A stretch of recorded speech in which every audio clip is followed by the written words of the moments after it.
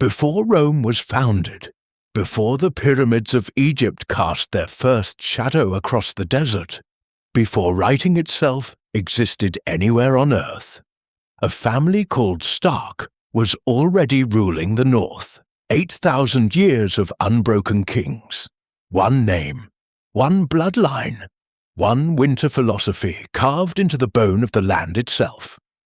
And then, in the space of a single season, a single execution, a single betrayal at a feast, it all came apart.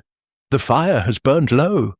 Let that be the first thing you notice, not with alarm, but with the quiet satisfaction of a moment winding gently toward rest. You have carried enough with you today. Whatever weight you brought into this hour, you are allowed to set it down now. The history will not run anywhere. The law is patient. It has waited 12,000 years for someone to sit still long enough to hear it, and it will wait a few more quiet moments while you settle into yourself. Let your breathing deepen, let your jaw unclench, and then let your shoulders follow. There is nothing here that requires effort from you. You need only listen. The story I'm going to tell you tonight is old enough that the people who lived it did not know they were making a story. They were simply surviving. They were simply building things from the materials the world had given them. Cold, stone, forest, sky, and trying to make those materials mean something. Tonight we travel north, far north, where the pines grow so densely that new snowfall cannot find the forest floor, where rivers run cold even during what the locals call summer, where the sky turns a shade of blue in the early dark that has no equivalent anywhere further south. We travel to a time before memory, before the great stone castles and the iron swords, and the names that poets eventually worked into songs. We travel to the age when the land that would become the North was still deciding what it wanted to be. There was once a land bridge. Where there is now only open water between the southeastern tip of Westeros and the continent of Essos to the east, there was once a narrow corridor of land. The Arm of Dawn, the Meisters would call it in retrospect. And across that bridge, 12,000 years before our story reaches the era of Stark kings, the first human beings walked into Westeros. They came not as conquerors in any deliberate sense. They came the way all migrating peoples come, following warmth, following food, following the open promise of a landscape that seemed to have no end. If you would rather listen with your eyes closed, find us on Spotify, link in the description. The world they entered was already inhabited. The children of the forest, small-statured, large-eyed beings with features sharper than any human face, who moved through ancient groves with the stillness of something that has spent longer in a place than language can adequately measure, had been in Westeros for longer than human reckoning could reach. They called it theirs, and they were not wrong. The weirwood trees that filled the continent were sacred to them, pale-barked, blood-leaved witnesses to an age so deep it makes the oldest human history feel almost recent by comparison. The first men brought bronze and fire. These were not metaphors. Bronze meant weapons sharper and more durable than anything the children possessed. Fire meant the slow, catastrophic clearing of the weirwood groves the children had inhabited and venerated for uncountable generations. What followed was not a decisive battle so much as a long erosion, a conflict measured in decades rather than campaigns, in clearings rather than conquered territories, in the steady retreat of something ancient before something new and sharp and hungry for space. It is worth pausing on that for a moment. It is worth sitting with it rather than hurrying past, because when we think of the children of the forest in the time of the main story, those pale, strange, ancient beings that Bran Stark eventually finds dwelling in weirwood caves beyond the wall who seem to be the last living thread of something impossibly old. We tend to see them as noble remnants diminished by forces beyond anyone's control. What we do not always hold in mind is that the forces which diminished them were the first men, the same bloodline that eventually became the Northmen, the same people whose direct descendants took the name Stark. And then something happened that must have seemed as unlikely to the people alive at the time as it would seem to anyone hearing the account today. The conflict stopped. The first men and the children of the forest, exhausted or perhaps wiser than their early choices had suggested they were capable of being, agreed to peace. The accord was formalized on the Isle of Faces, a small, heavily forested island in the God's Eye, the great inland lake at the geographic heart of Westeros, and the pact that resulted endured for 4,000 years. The children would keep their forests. The first men would keep their open lands. And something older than either side had anticipated began to grow from the soil of that agreement. The pact changed the first men more profoundly than it protected the children. In the centuries that followed, the tribes who had pushed furthest north, those who had settled in the cold interior regions that would eventually bear the name the North, began to absorb something essential from the children's worldview. They stopped honoring whatever gods they had brought with them across the land bridge, and began instead to worship the old gods of the weirwood. Nameless presences with no temples, no priests, no doctrine, no comfort. They carved faces into the hearts of the ancient trees, open mouths, weeping eyes, expressions that seemed to see whatever stood before them without flinching. By adopting the old gods, the first men of the North adopted something larger than a religious practice.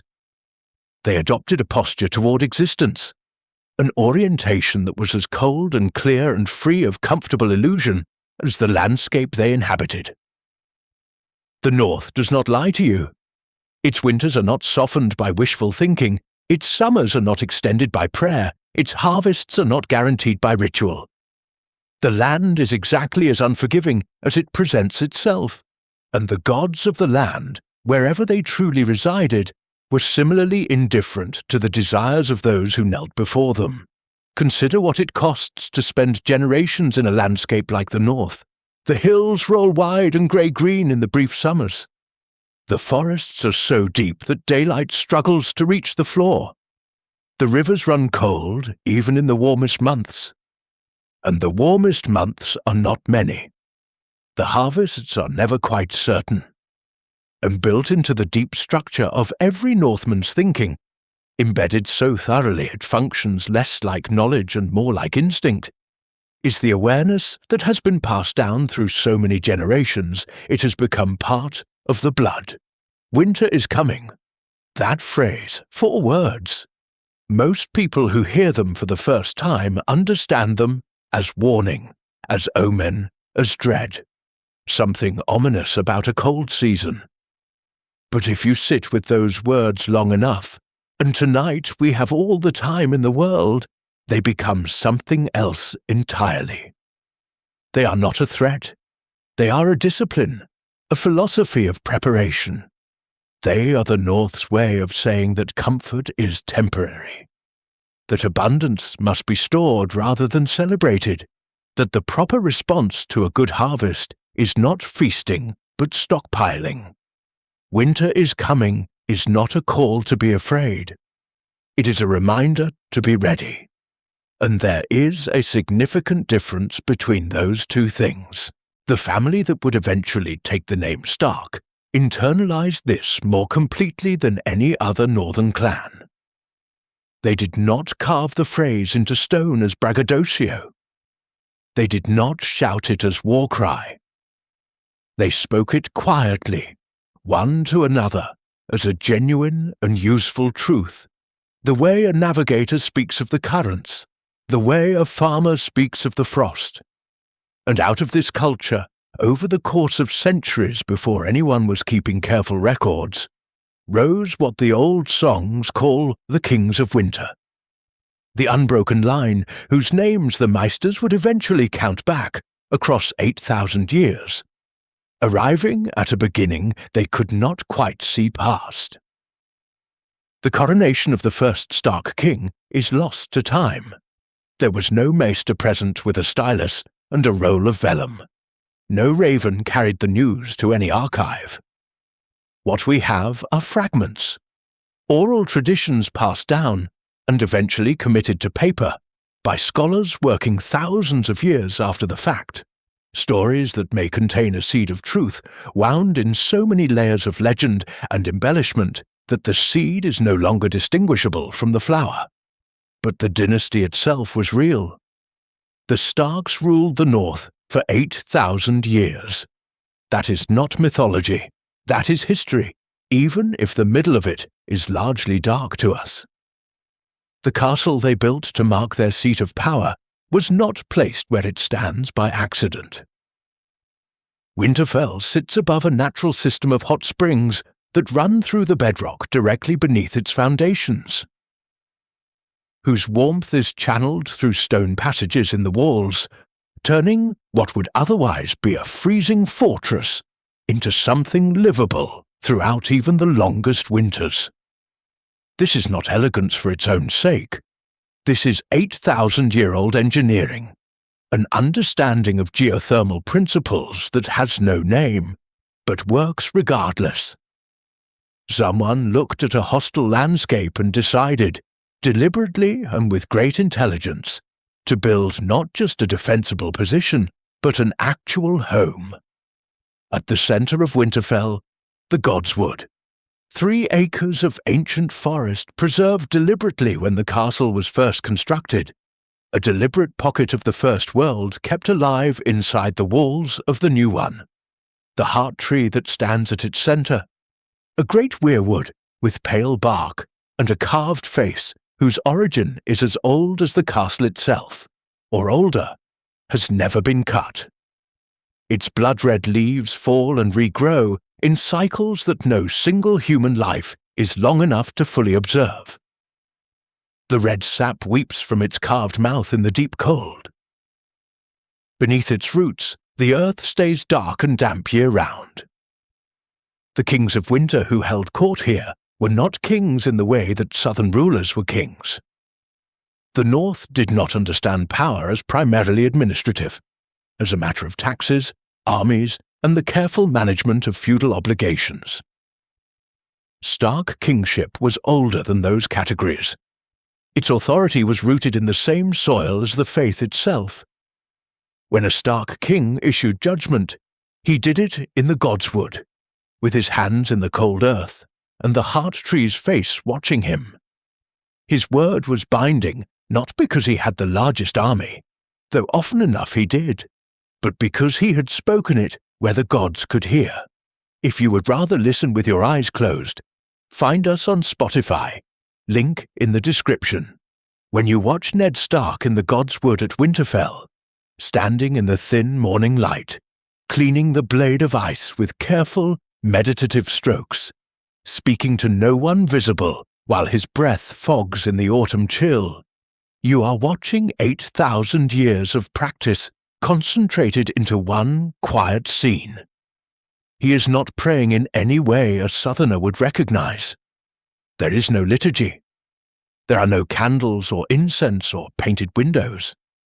There is only a man and a tree, and the cold air between them, and the particular quality of presence that exists when a person believes, genuinely, that they are being witnessed. The honor that defines Ned. The absolute, inflexible, ultimately fatal commitment to telling the truth and maintaining his word regardless of personal cost, is not a personal eccentricity. It is not naivety, though his enemies call it that with considerable satisfaction. It is the behavioral product of 8,000 years of a culture whose entire moral framework was built on the understanding that in the North, you cannot hide from a weirwood tree. The old gods see you, not metaphorically. The green seers, those rare individuals with the capacity to inhabit the consciousness of the trees themselves, could watch through the weirwood network across vast distances.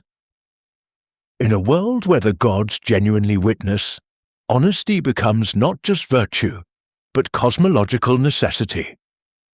His daughter Arya carries this north in ways she could not explain. Her directness, the way dissembling costs her something physical, the way she cannot sustain a performance she does not feel, is stark culture in its most concentrated and unmediated form. His son Bran, who will sit against that same heart tree as a boy and look up into its carved face without yet understanding what they have in common, carries the Greenseer inheritance that connects the Stark bloodline not just to the history of the North, but to its deepest nature. The thread runs 8,000 years without snapping. Through darkness, through catastrophe, through losses too numerous and heavy to count. The Starks are not great in the way the Lannisters or the Tyrells, or even the Targaryens are great. Their greatness is not architectural or financial or military in the conventional sense. It is temporal. It is the greatness of something that has simply remained, season after season, crisis after crisis, king after king, when everything around it was changing, falling, being replaced. 8,000 years, through the long night, through invasions, through wars that toppled every other dynasty in the known world multiple times over. They remained. And the question of how and why they remained, what it cost them and what it made of them, is the story we are carrying into the dark together. The fire is lower now. The room has settled into the particular quiet that comes when the night has deepened past its halfway point.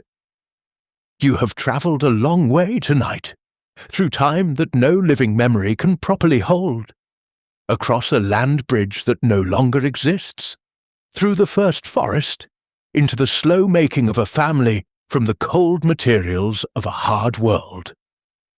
The stories will not run anywhere.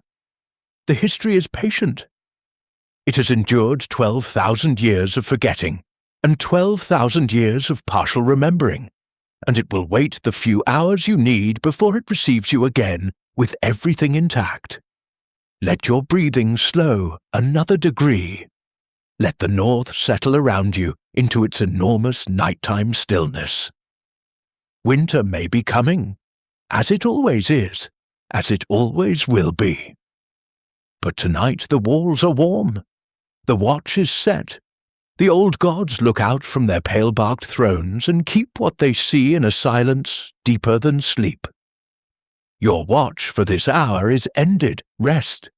But before the Stark dynasty could become the 8,000-year institution whose deep roots you have just traced, someone had to build the castle. Someone had to raise the walls. And the same man, if he was purely a man at all, may also have raised something else entirely. 800 feet of solid ice, stretching from one frozen sea to another. A barrier so colossal it strains the imagination even to describe. Tonight we meet the man who may have built both. There are figures in history who stand at the very edge of what we can verify, where the solid ground of record dissolves into the soft landscape of legend, and Bran the Builder stands at that edge more completely than almost anyone else in the history of Westeros. He is the name given to the founder of House Stark. He is, according to the oldest traditions, the man who raised Winterfell from the bedrock of the North. He is also, in those same traditions, the man who oversaw the construction of the wall. That a single human being accomplish both of these things strains credibility in interesting ways. And yet the name persists, attached to both structures, across 8,000 years of oral tradition. Let the night settle a little further around you. There is no urgency here, whatever the truth about Bran the Builder, whether he was one man or a legendary composite of several, whether the stories told about him are memory, or myth, or some layered combination of both. The structures themselves are real. They still stand. Winterfell and the Wall are not metaphors. They are stone and ice and ancient engineering, and they exist in the world in a way that cannot be explained away, regardless of what we do or do not believe about the man the songs credit with their creation. What we know, which is not much, is this. Bran the Builder lived during or immediately following the Long Night. That mythic winter, whose darkness and cold lasted a generation, during which the others moved south and came closer to extinguishing the world than anything has come before or since. He belonged to the first men. He was, at some point, the paramount leader of the people who would become the Starks, whether that means he was a king or a chief, or simply the most capable builder his community had ever produced. And whatever he was, he built things that have endured for 8 millennia. Winterfell first, because Winterfell is the more intimate achievement, the one we can actually walk through, the one whose walls we can press our hands against, and feel the ancient warmth seeping through the stone. The site was chosen with a care that speaks of something beyond ordinary calculation. The hot springs beneath the bedrock were not discovered by accident. Whoever decided to build here understood the land below the surface, understood how heat moves through stone, understood that a castle built above this particular location would carry warmth in its very walls, rather than fighting the cold from the outside. This is not architectural elegance. This is survival intelligence operating at its most sophisticated. The oldest sections of Winterfell, those portions of the foundation that have never been rebuilt, that have survived 8,000 years of repair work, layering new stone onto old, are constructed in a style that the maesters cannot fully account for. The blocks are cut with a precision that seems at odds with the tools available to the first men of that era. The alignment of the walls suggests calculations about the angle of the winter sun that require sophisticated astronomical understanding. However it was done by someone who understood not just how to pile stones, but how to make a building think about its inhabitants. And then there is the wall. Here the imagination genuinely struggles. The wall is 700 feet high in most places. Some estimates put it at 800 at its peaks, and it runs for 300 miles from the gorge in the west to the Bay of Seals in the east. It is composed of ice, but not ordinary ice in the way a frozen lake is ordinary ice. It is ice that has been compacted by the weight of millennia and by processes that may include something beyond ordinary physics. The wall does not behave the way ordinary ice behaves in sunlight. It does not melt at rates that should be possible. Something is in the ice that has nothing to do with cold weather. The maesters who have studied the wall in recent centuries have produced theories. The most conservative hold that the wall was begun during the Long Night by the children of the forest using their strange earth magic, and that Bran the Builder completed it over a period of decades using human labor. Others suggest that the wall required both human engineering and something older. Spells worked into the ice itself at the time of construction, the kind of magic that the maesters would prefer to disbelieve, but that the wall seems to embody, regardless of their preferences. Whatever the mechanism, the result is undeniable. A structure that has stood for 8,000 years and has never, in all that time, needed to be replaced. There is a detail about the wall that most people do not spend long enough considering. It was built after the Long Night, after the others had already retreated, after the darkness was already receding.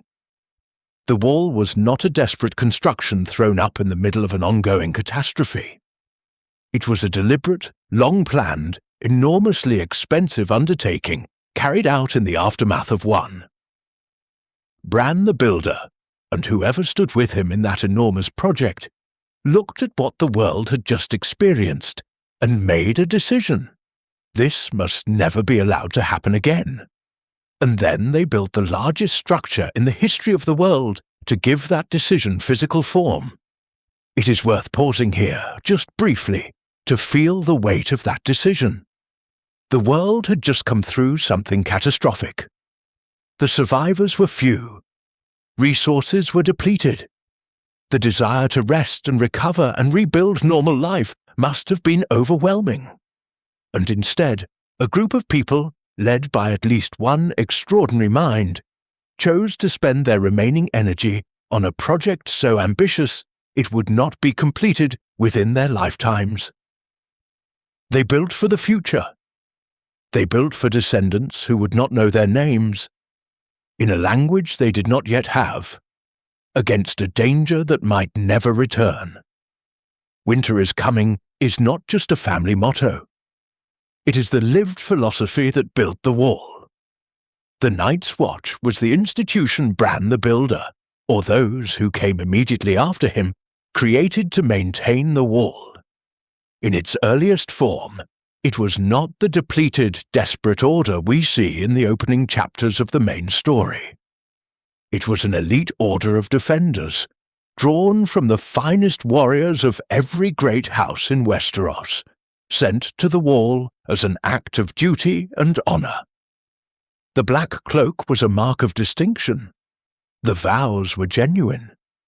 The mission was understood to be the most important mission in the world, because it was, keeping whatever lay beyond the wall contained within the north of the north, where it could not reach the rest of humanity. 8,000 years is a very long time to maintain an institution designed to guard against something that has not appeared in living memory.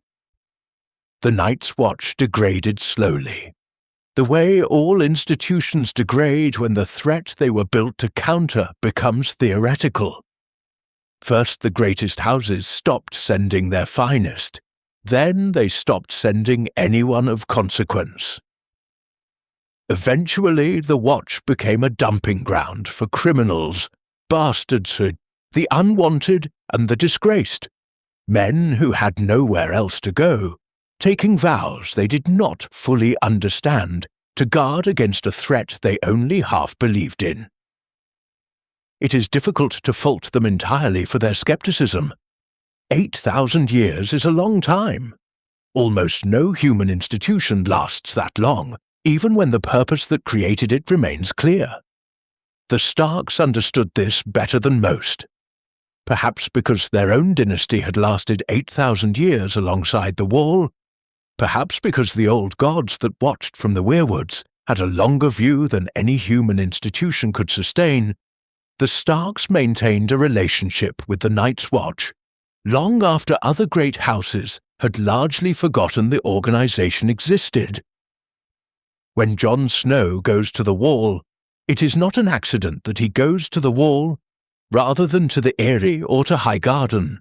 The Wall is, in some fundamental sense, a Stark responsibility, inherited from Bran the Builder through every King of Winter who came after, passed down not as a formal treaty, but as something older and less easily articulated. If you would rather listen with your eyes closed, find us on Spotify, link in the description. There is another Bran in this story. A boy who falls from a tower window and wakes unable to walk, who travels north beyond the Wall through cold and darkness and genuine danger, who eventually sits beneath the roots of a great weirwood tree and allows something enormous and ancient to pour itself into him. The name is almost certainly not a coincidence.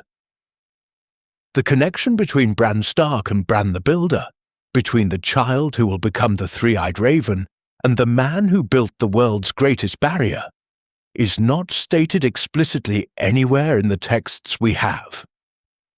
But the rhyme is too precise to be accidental. Both brands sit beneath the old trees. Both brands have an unusual relationship with time.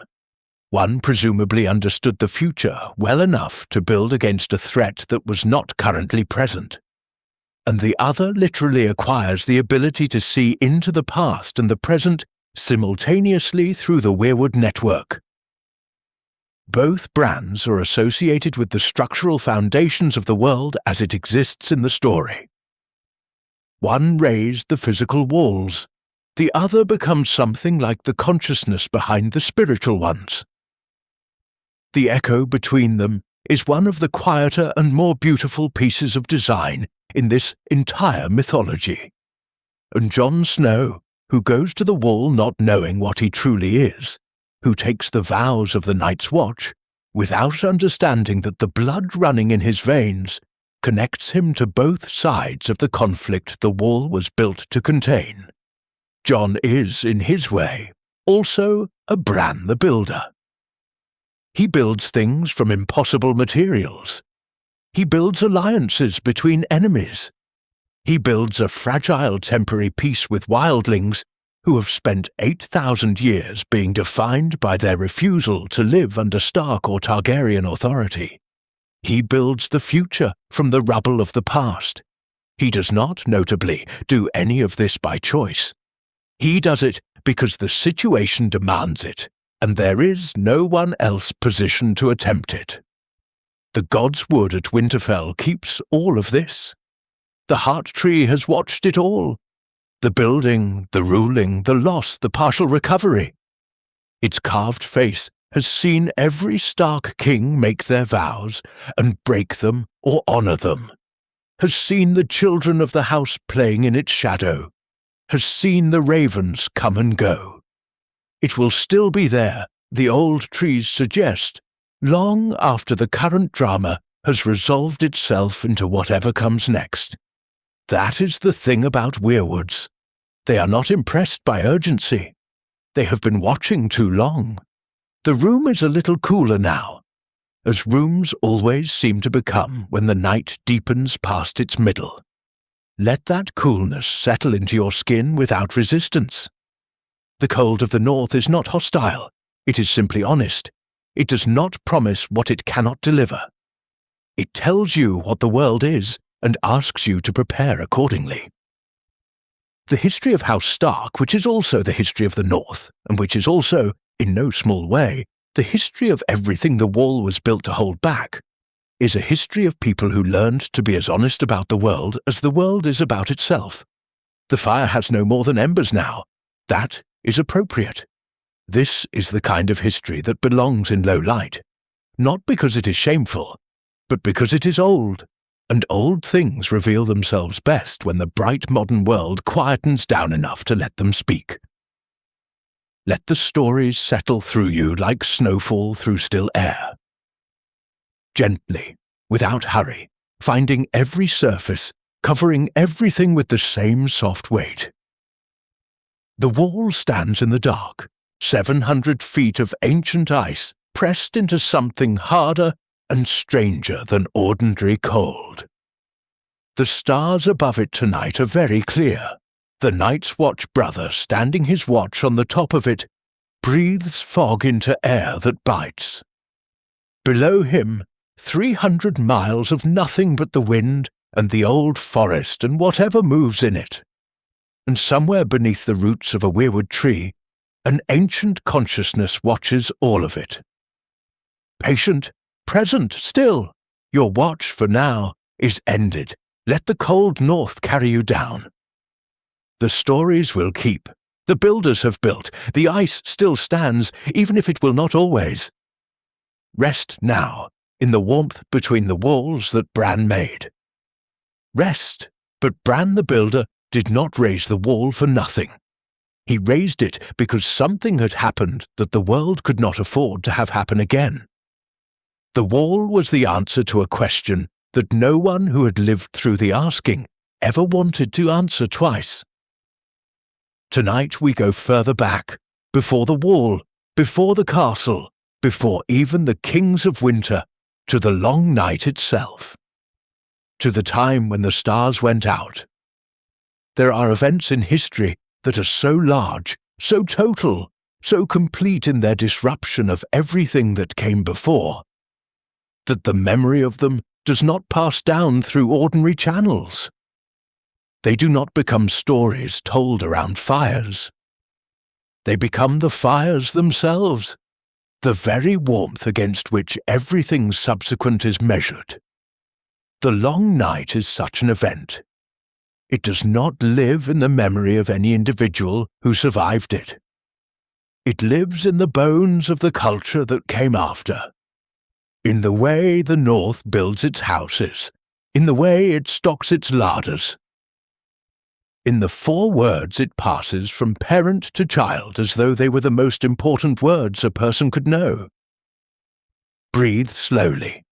Let the darkness behind your closed eyes be simply darkness, ordinary and harmless, the darkness of a room at night, rather than anything larger than that, the long night. I'm going to describe to you is something that happened 8,000 years ago. It cannot touch you here. It belongs entirely to the past, and the past, whatever else it is finished.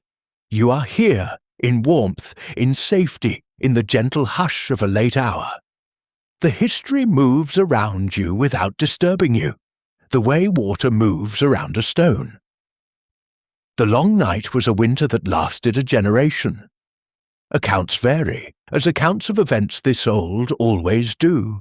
But the core of it, the element that survives in every retelling across every culture that has any version of the tale, is darkness. A winter that brought night with it and did not release it. A sky that could not be convinced to brighten. Crops that failed not just for one season, but for years. Animals dying. Fire becoming the central organizing fact of human existence, the one thing that stood between a person and the cold that wanted, with genuine impersonal intention, to stop their heart. And in the darkness, something moved. The others, the White Walkers, as the wildlings named them. The pale strangers, in the oldest texts that dare to give them a name at all. They came from the uttermost north, from a place so far beyond the wall that no map has ever been drawn of it, from a cold so deep and so old that it predates the concept of cold as a condition of weather, and becomes instead a kind of consciousness, an intention, a will, a presence that has decided that warmth is an aberration, and silence is the natural state of all things. What makes the others what they are, beyond the cold and the blue fire of their eyes, is their relationship with death. They do not simply kill, they recruit.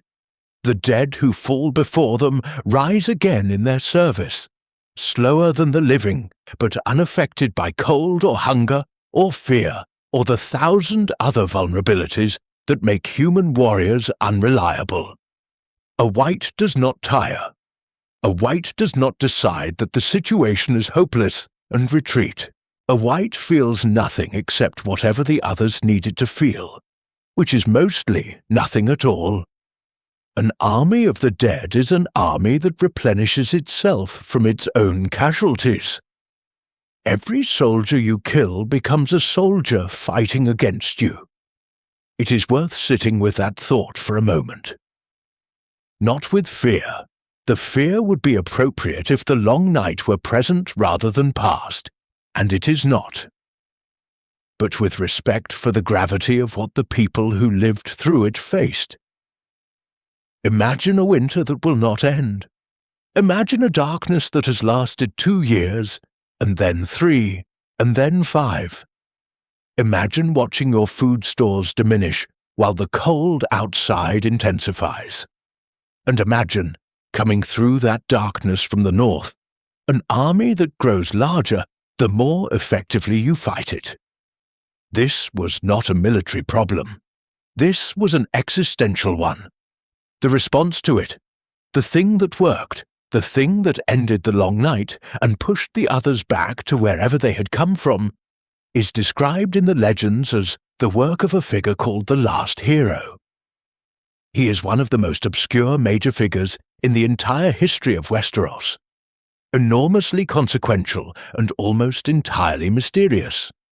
The legends say he set out alone, or with a handful of companions, or with a sword, or without one, depending on which version of the story you credit, and went into the darkness to seek the aid of the children of the forest, the very people whom the first men had so recently driven back from their ancient groves. There is an extraordinary detail buried in that narrative that the tales tend to treat as merely incidental. The first men and the children had been at war, or recovering from war, for generations. The Pact of the Isle of Faces was recent enough that its wounds were still fresh. And yet the last hero's instinct, in the face of an existential threat, was to seek out the old enemy and ask for help. Someone understood that the others represented a threat that transcended the grievances between first men and children. Someone was wise enough or desperate enough or both to attempt the reconciliation that neither side had thought to seek when things were merely difficult, rather than catastrophic. What the children of the forest gave to the last hero, and to the alliance that followed, was knowledge of fire and of dragonglass, the volcanic obsidian that forms in the heat of the earth's deep interior, and that the others cannot endure. A blade of dragonglass in the body of a White Walker does to it what years of winter cannot do to a white. It ends the creature, finally and completely. The children, who had lived long enough to know the others from previous encounters that even the Maester's records cannot reach, had preserved this knowledge. They shared it. And from that sharing, something changed. The Night's King is a figure who exists in the shadow of the long night, mentioned in fragments and dismissed by serious Maesters as legend, but persistent enough in the oral traditions of the North that his name endures. He was, some say, the 13th Lord Commander of the Night's Watch, a title that implies the Watch had already been founded, which places him after Bran the Builder rather than before. He found a woman in the night beyond the wall, a woman whose skin was cold as ice and whose eyes held blue flame, and brought her to the Night Fort, the oldest and largest of the wall's castles, and declared himself king. He ruled for 13 years. He performed rituals the stories refuse to fully describe. It took the combined armies of the Stark King and the Wildling King beyond the wall to bring him down. When they did, they erased his name from every record they could find. The erasure is the most interesting part of the Night's King legend. The Starks of that era did not want his name spoken. They did not want his story preserved. They removed him from the list of Lord Commanders as though he had never existed. The usual interpretations centre on shame. Perhaps the Night's King was himself a Stark, and the family could not bear the association. But there may be another reading. Perhaps the erasure was practical rather than emotional. Perhaps knowing his name, in a world where the old gods are genuinely present in the trees, was dangerous. Perhaps the name itself carried something that ought to remain locked behind the wall. The long night ended. The how of it is as unclear as almost everything else about the period. The stories give us fragments and metaphors, where we need specifics. What we know is that the others retreated. Whether they were defeated, driven back, or simply withdrew for reasons of their own, is a question that the Masters cannot answer, because the texts that might have held the answer have not survived 8,000 years. What we know is that the world grew lighter. The stars returned. The crops eventually grew again. And the people who had survived, fewer than those who had begun, carrying in their bodies and their psychology the marks of something they could not entirely process, began, slowly, to rebuild. The children born in the aftermath of the long night grew up in a world that looked almost normal, but felt permanently altered. Their parents could not always explain what they had seen. The words for it did not always exist. What passed down instead was a feeling, a residual awareness, a kind of weather sensitivity in the spirit as well as the body. You know when a storm is coming not because you can see the clouds, but because something in your chest tightens. The North, after the long night, had that quality permanently. And the Stark family, whose prominence in the aftermath may have been connected to their role in ending it, carried the vigilance most completely. There is a character in the main story who serves as a living connection to the long night in ways that are not immediately obvious. Bran Stark, sitting in the dark beneath the roots of the great weirwood beyond the wall, accessing the site, watching the past through the eyes of trees that were alive when the others first came, Bran is doing something that the last hero tried to do by walking alone into the darkness. He is making contact with something that predates the current crisis. He is retrieving what was known before, what was lost in the aftermath of catastrophe. The long night was not simply defeated, it was survived, and the knowledge of how to survive it was partially buried with the survivors. Jon Snow's arc, too, carries the long night within it. When he first encounters a white, when he sees the thing that a dead man becomes, the blue eyes and the absence of whatever made that man a man, his response is visceral in a way that goes beyond ordinary fear. Something in the Night's Watch vows, in the training, in the stories his brothers tell to frighten one another on cold watches, has prepared him not just to fight, but to understand what fighting these things means. And when he allies with Daenerys, when he kneels before her and tells her what is coming, his urgency is the urgency of someone who has understood, at last, what the wall was truly for.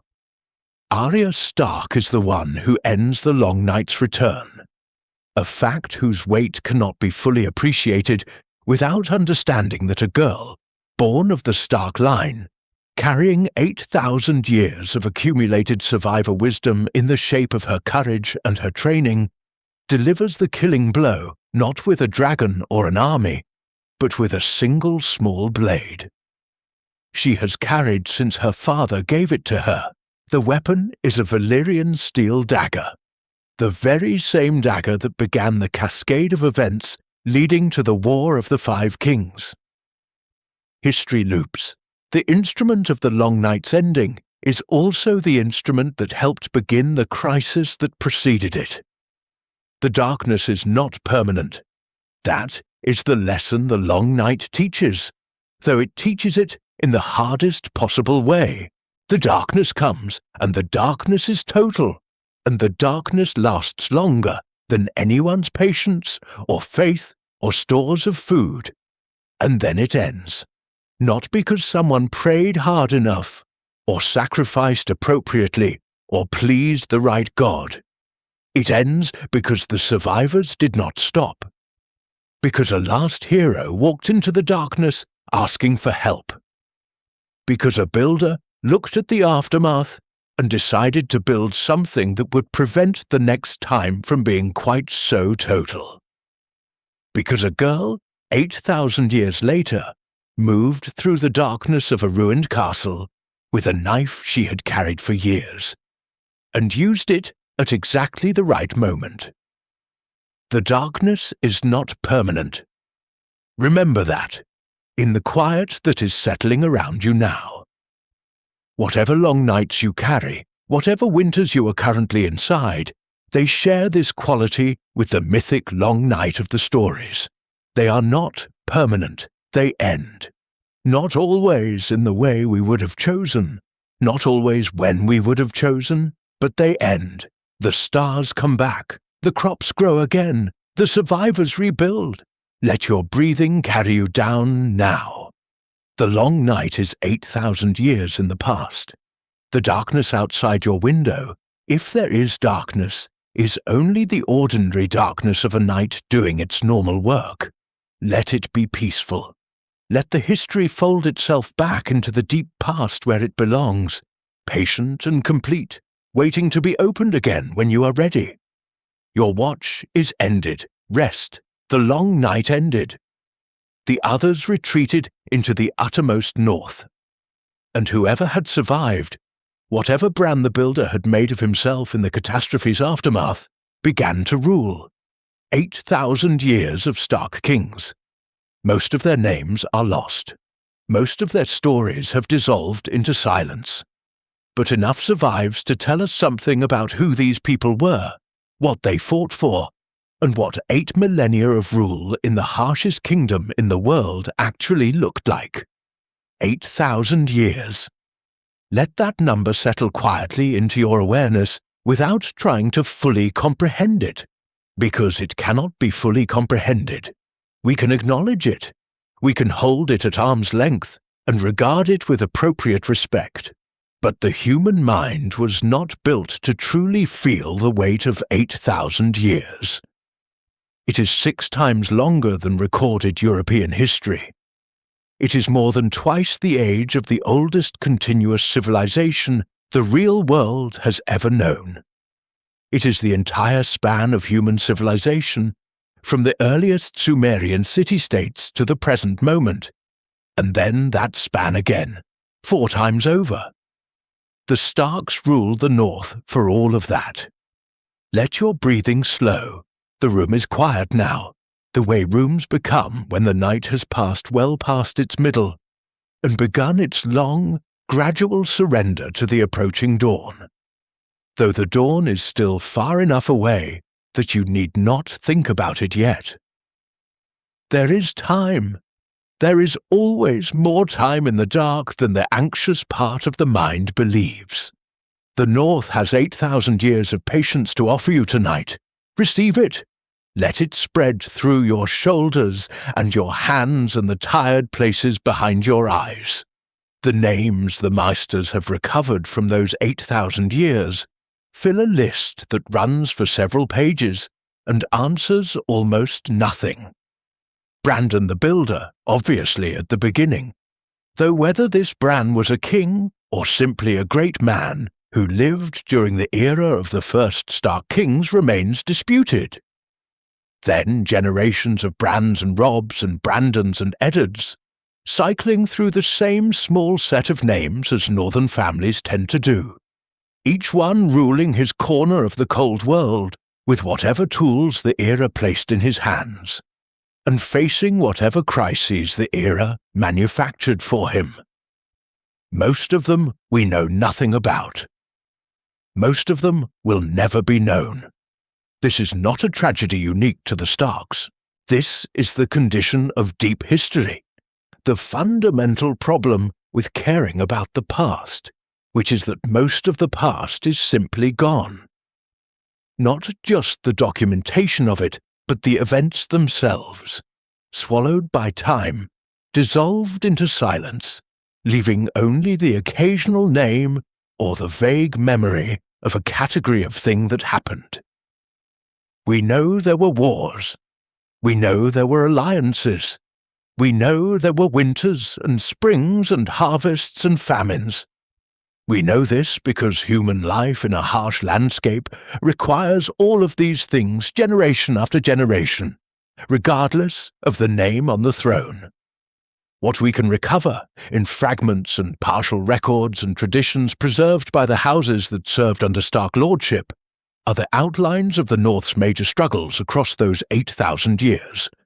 The Boltons, for instance, the family whose red-flagged castle of the Dreadfort sits 2 days' ride from Winterfell, and whose history with House Stark is one of the oldest and bitterest feuds in the known world. For a significant portion of those 8,000 years, the Boltons were not Stark vassals, but rivals. Lords of their own domain, they practiced a tradition of flaying the skin from their defeated enemies and hanging it from the walls of their keep. The flayed man on their banner was not mere heraldry. It was a record. The Stark wars against the Boltons were not wars of dynastic succession in the Southern style. They were wars of the North's particular flavour of brutality, long, cold, attritional, conducted across enormous distances of difficult terrain, sustained by a stubbornness on both sides that the softer South would have found incomprehensible. The Boltons flayed their prisoners. The Starks beheaded their enemies and mounted their heads on the gates of Winterfell. Both claimed justice. Both probably meant it by the standards of their world. The Starks eventually won, absorbed the Boltons as vassals, extracted pledges of loyalty, allowed the Dreadfort to continue existing as a reminder rather than a ruin. History, as it tends to do, left this wound unhealed rather than resolved. The sea raiders of the Iron Islands troubled the western coast of the North for much of its history.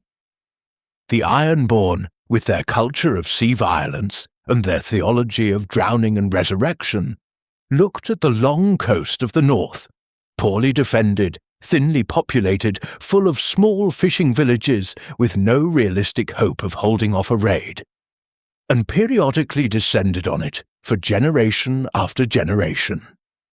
The Starks fought them.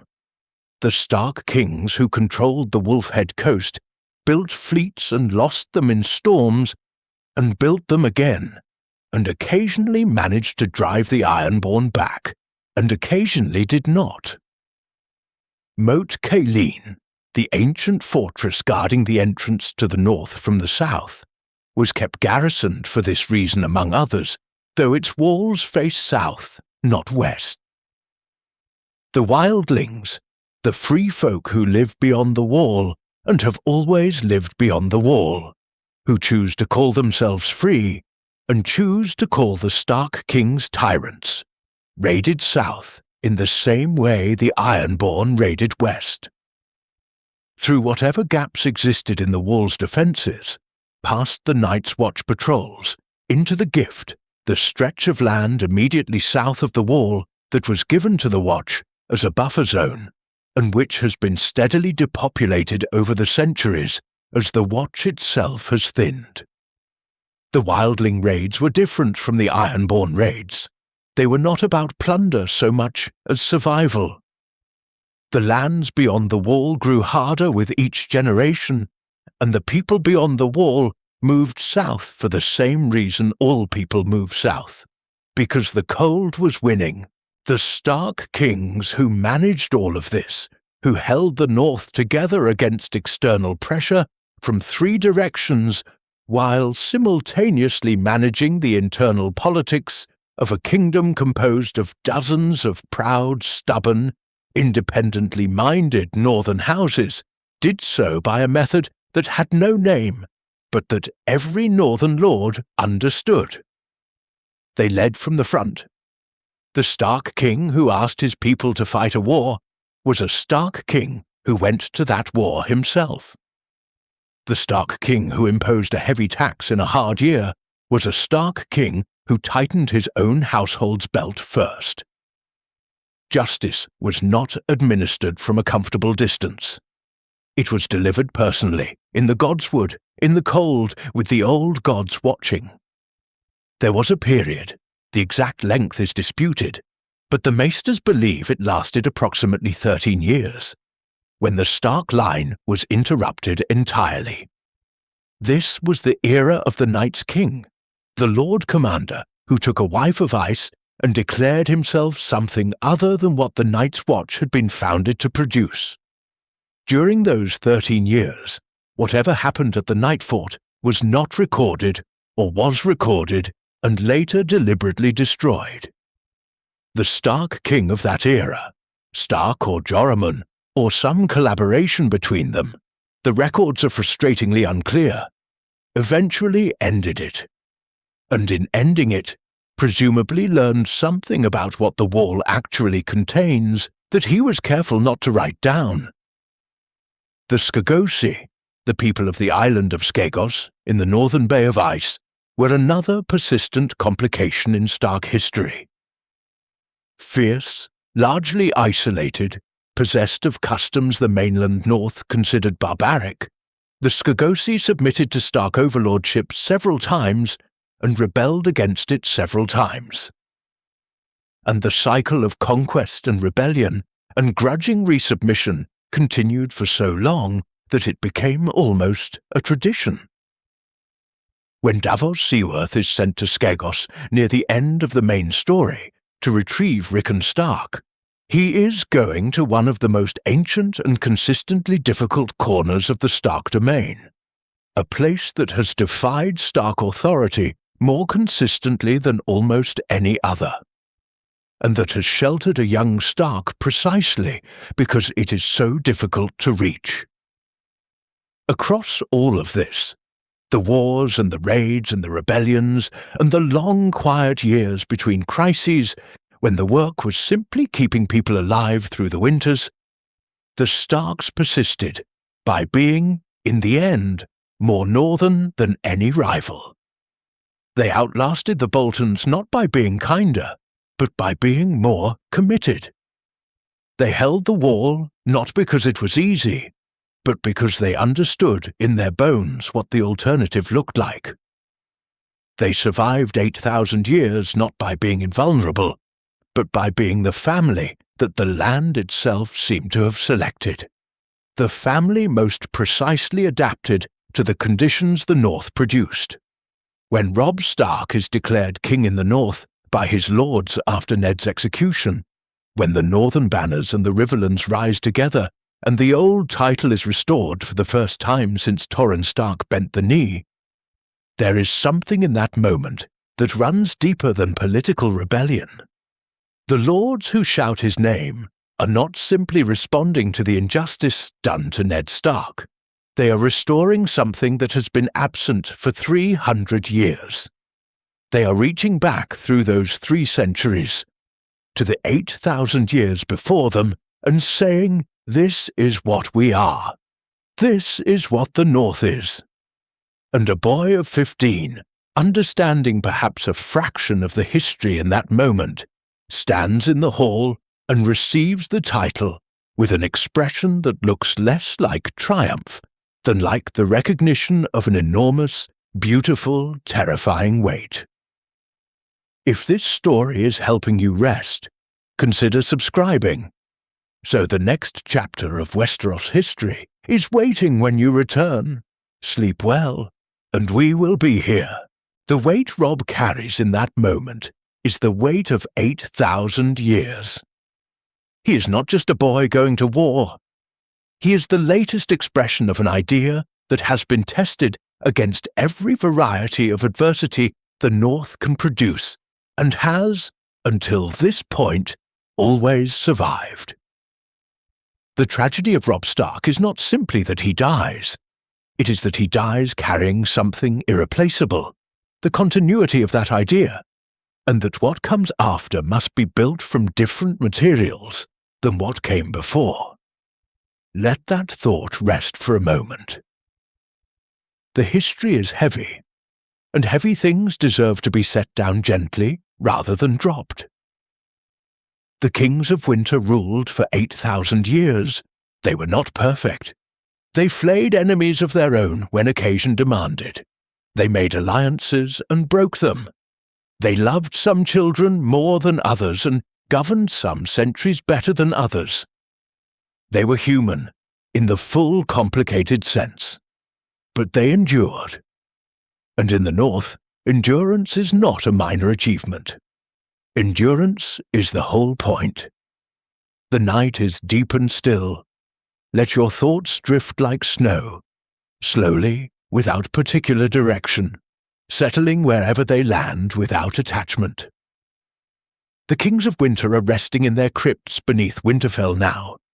each one in his place in the long row that stretches back further than the lamplight can reach. They are patient down there. They have nowhere else to be. And the iron sword across each one's lap is there, the old stories say, to keep the dead from walking.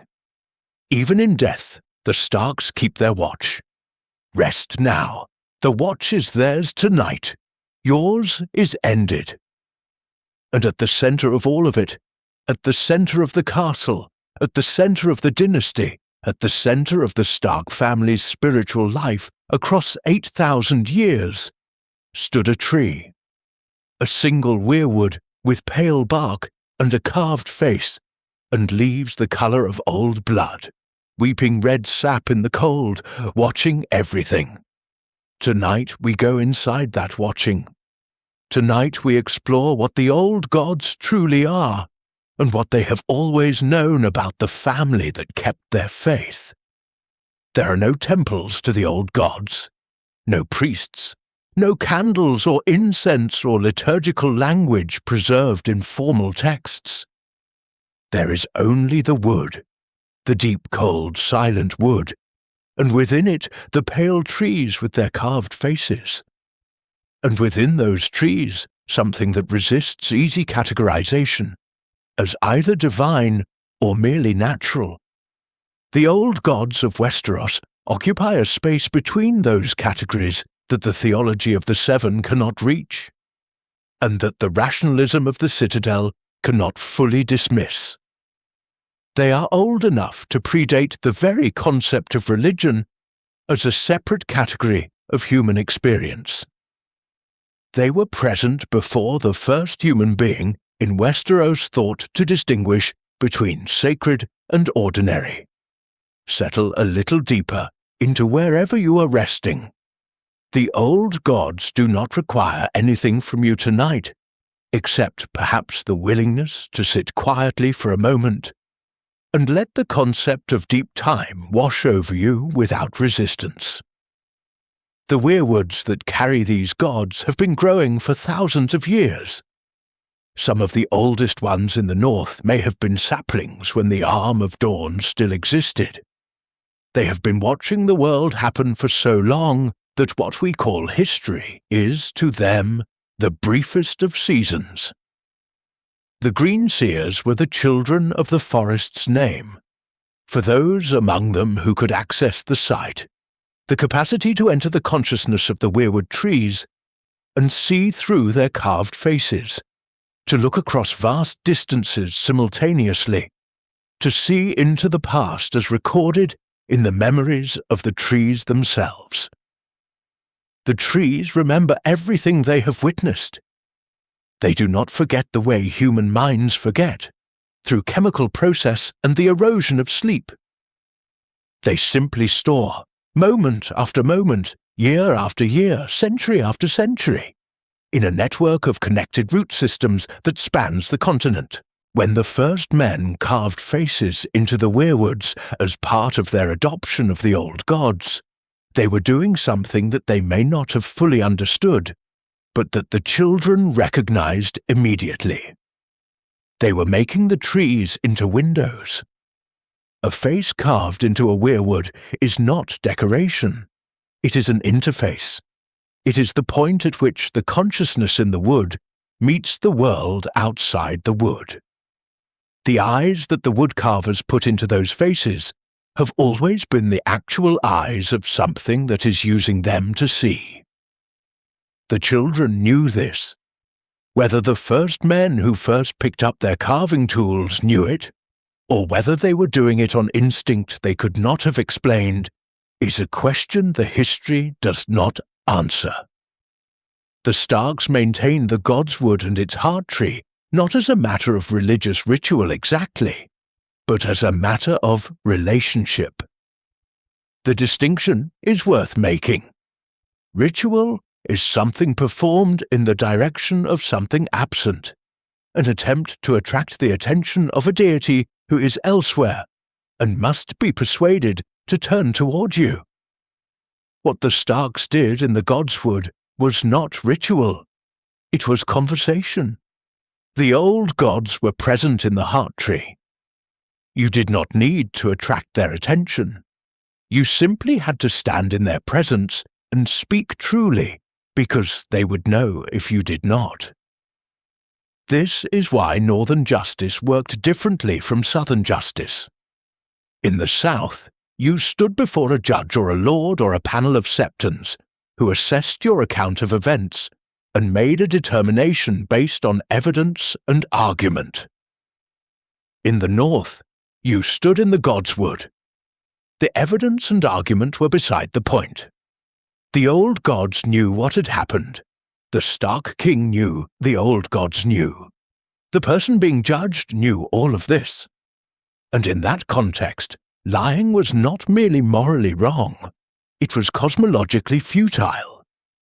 A liar standing in the godswood was a person trying to deceive something with an 8,000-year memory and no emotional investment in believing them. The Greenseer tradition within House Stark is one of the most underexplored threads in the history of the family. It is not prominently discussed in any text that has survived. The Maesters are not eager to record things that complicate their preference for rational explanation. And the Starks themselves seem to have kept it quiet, the way you keep quiet about any capacity that makes you difficult to manage or understand. But the hints are everywhere. The Stark words are "winter is coming," a statement about seeing the future clearly enough to prepare for it. The Starks have always had an unusual number of prophetic dreams. Their dire wolves were found south of the Wall, in territory where they had not been seen in centuries, on the exact morning of Ned Stark's final ride toward King's Landing. The direwolves themselves deserve a moment of careful attention. These are not ordinary wolves enlarged. They are a distinct creature, larger than any wolf the South has produced in living memory.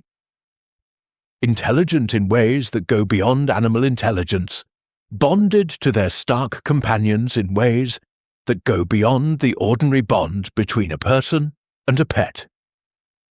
When Robb's Grey Wind dies at the Red Wedding, his body is found beside Robb's. When Sansa's lady is killed by order of Queen Cersei, Sansa herself changes, becomes harder, more calculating, more careful, as if the wolf's death removed a layer of her that was not entirely hers to lose. The wolves are extensions of the Starks in the old language of Greenseer magic. They are pieces of the person wearing the shape of an animal.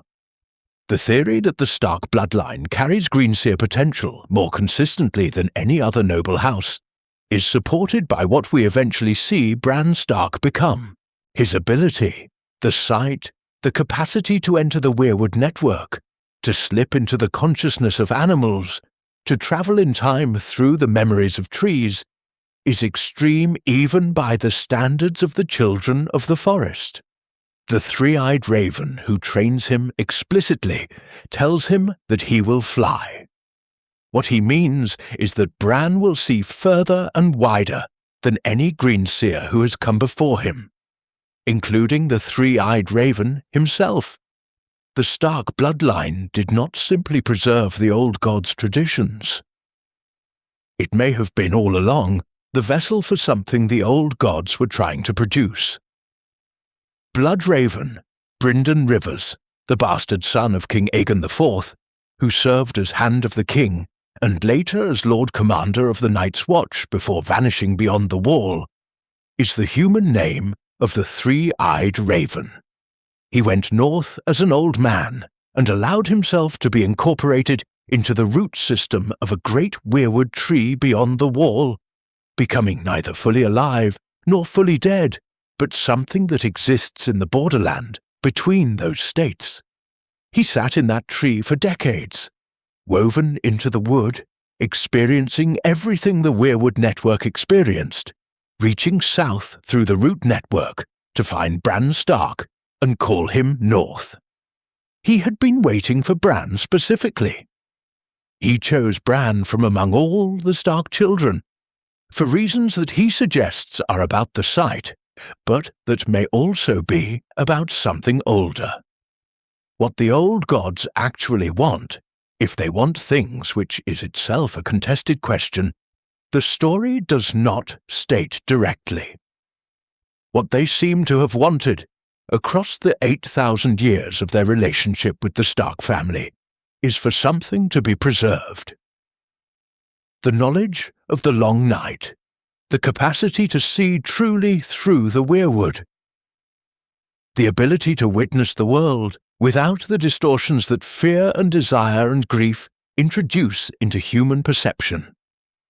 They seem to have needed a particular kind of human mind, one shaped by generations of cold clarity, by the philosophical discipline of winter is coming, by the deep connection to the land and its ways that comes from 8,000 years of choosing to remain in the hardest place on the continent rather than following the easier paths south.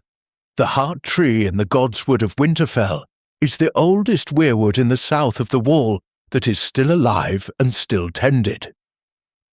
The one in the Red Keep was cut down when the Andals converted the south to the faith of the Seven. The ones in the great castles of the south were removed, burned, or allowed to die through neglect. The north kept its trees, kept them alive, kept their faces intact, maintained the relationship that the first men established in the aftermath of the Pact. This is one of the things the Starks did with their 8,000 years.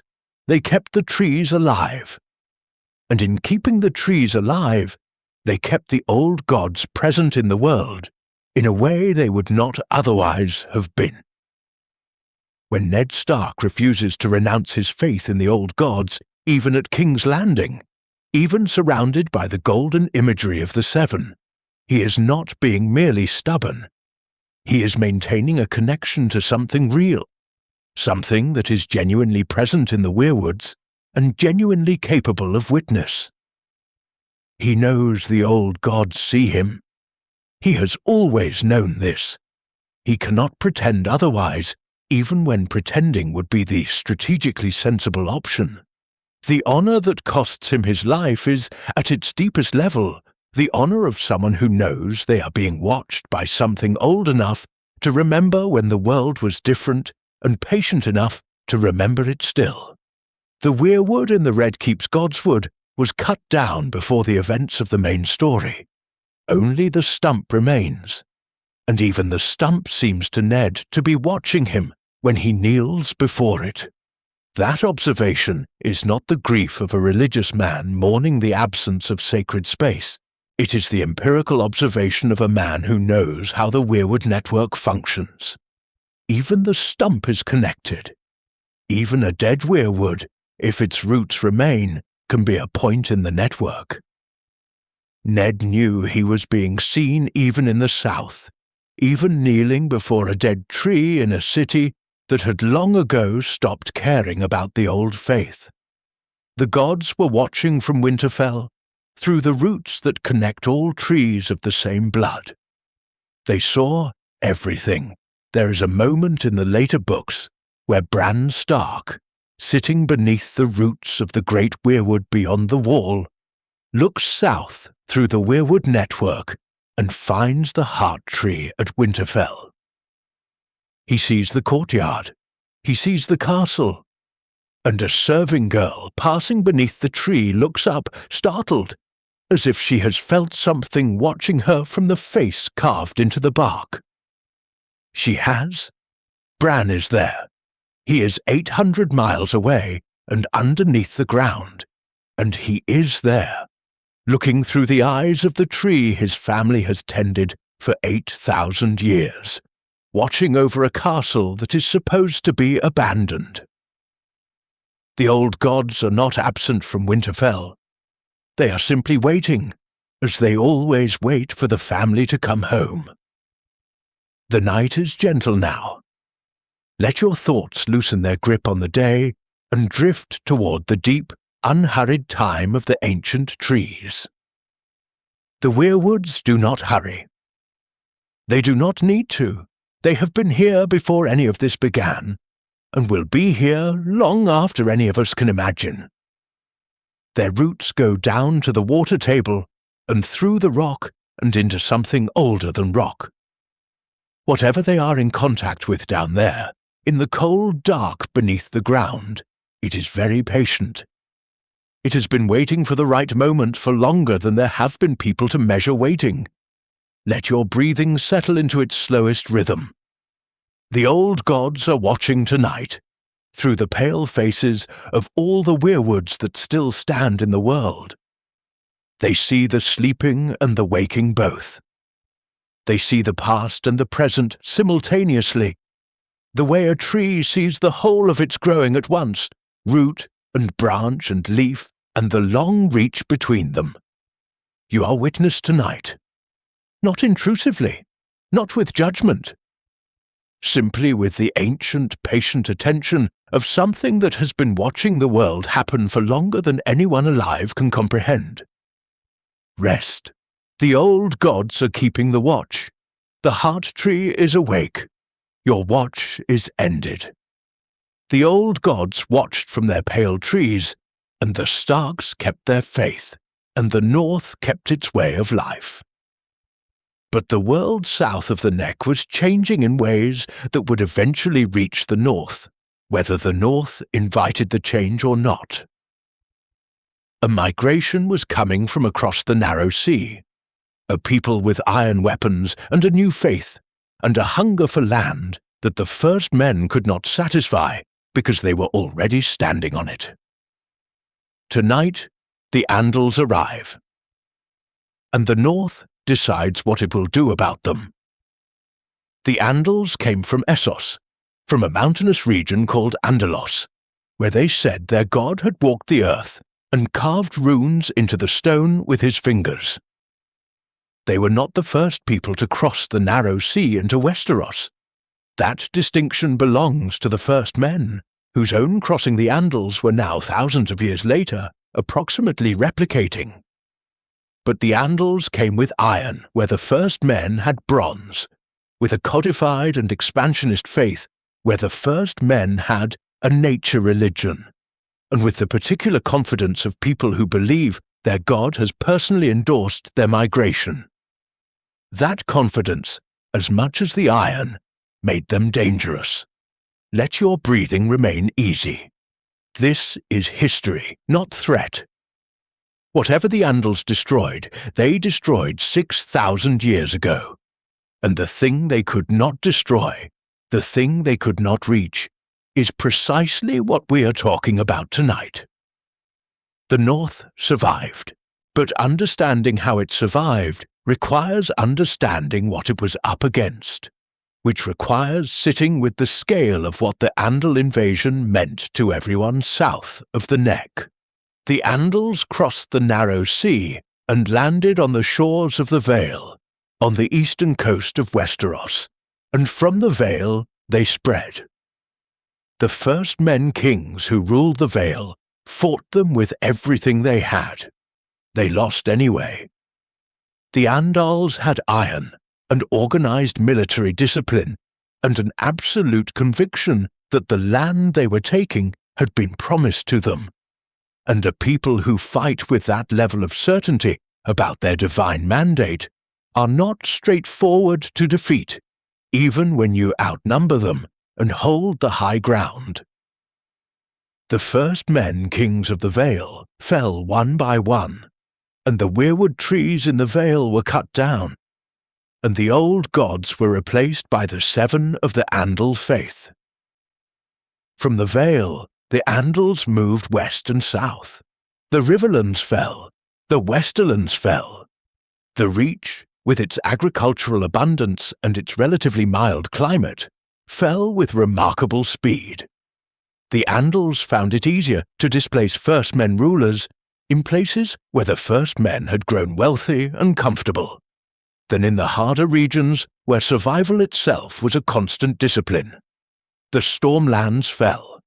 The Crownlands, even the Dornish, the descendants of the Rhoynar who had come across the sea from a different direction entirely, and settled the southernmost peninsula, were touched by the Andal expansion. absorbed rather than conquered, their culture blending with the incoming one in ways that produced the distinctive hybrid identity Dawn still carries. And then the Andals reached the Neck. The Neck is a stretch of geography that functions as the natural border between the north and the rest of Westeros.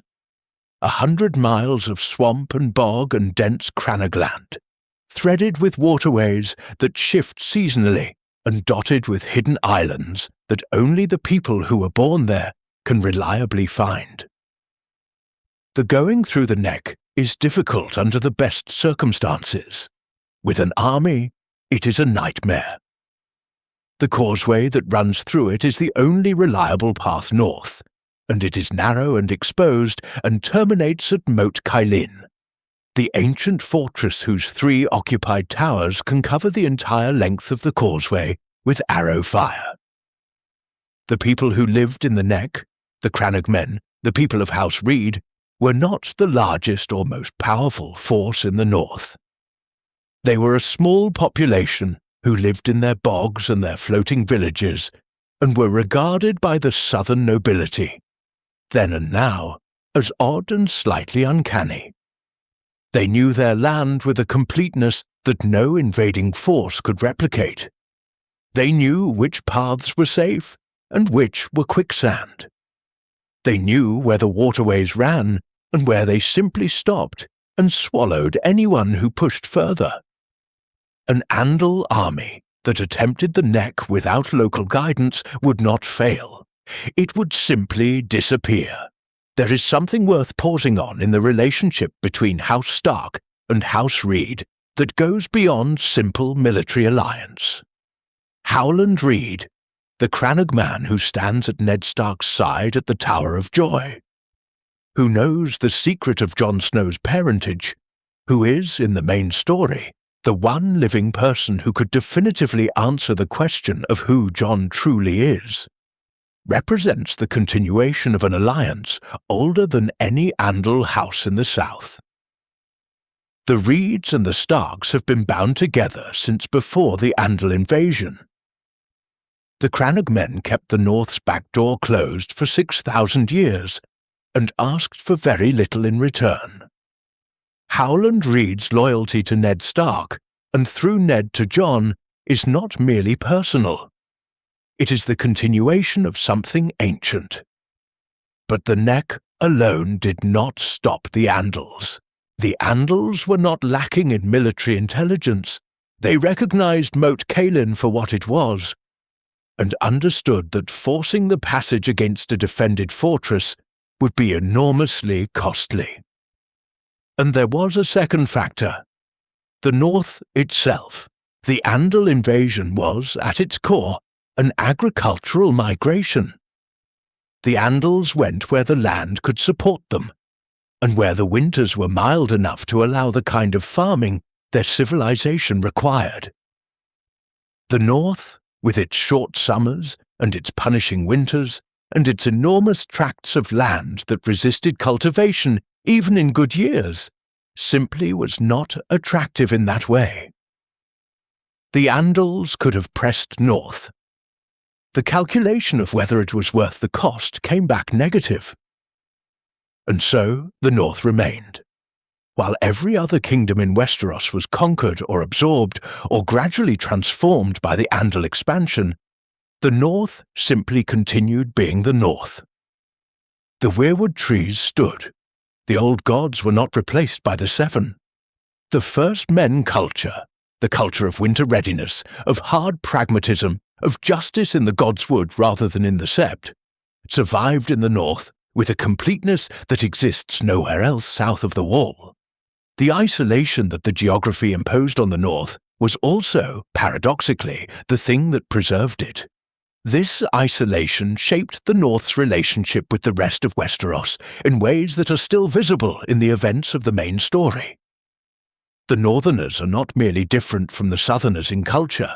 They speak differently. They value different things. They have different ideas about what constitutes honorable behavior and what constitutes acceptable strategy. These are not superficial differences of style.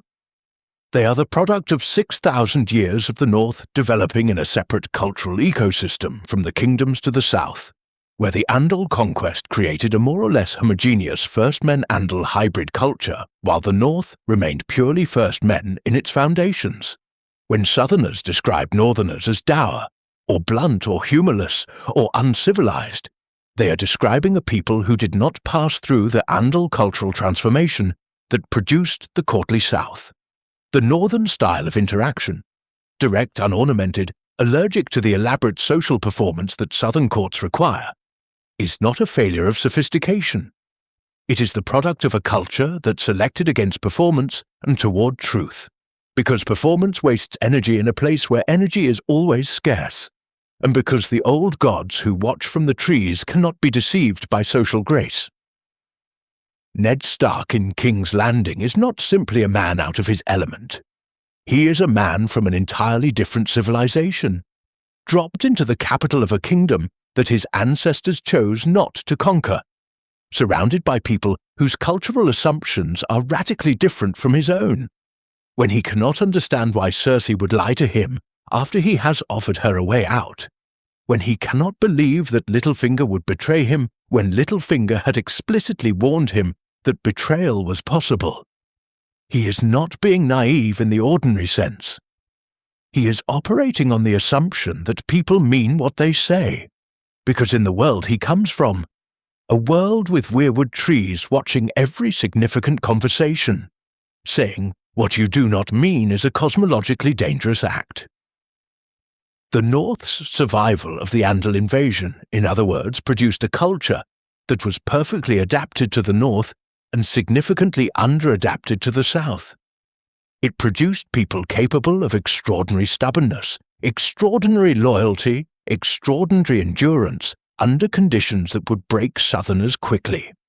And it produced people who could be outmaneuvered by a sufficiently flexible Southern operator because they did not have the cultural reflex to expect treachery, even when they had been explicitly warned to expect it. Sansa Stark's arc across the main story is, in some ways, the most direct exploration of this clash of civilizations. She is a Northern girl who has absorbed more Southern sensibility than any of her siblings, who loves the songs and the tournaments and the Southern idea of knighthood, and her education at the hands of Cersei and Littlefinger and the court of King's Landing is the education of a Northern woman in what the South actually is beneath its beautiful surface. By the end of it, she has learned to be fluent in the language of the South without losing the Northern core. She becomes eventually the Stark best equipped to survive in both worlds. Not because the South made her better, but because she learned the South without being replaced by it. The North held against the Andals. It holds still. Whatever the Starks lost in the main story, and they lost a great deal, the culture of the North is not among the casualties. It persists in the people who remained, in the houses that kept their faith, in the Crannog men who still know their bogs and their paths, in the weirwood trees that still stand where the Southern septs never reached. The Andal invasion failed to take the North. Time and politics and the appetites of the South would take pieces of it one by one in the centuries that followed. But the thing at the core of it, the old thing, the First Men thing, the winter is coming thing, held. The room has grown quieter still.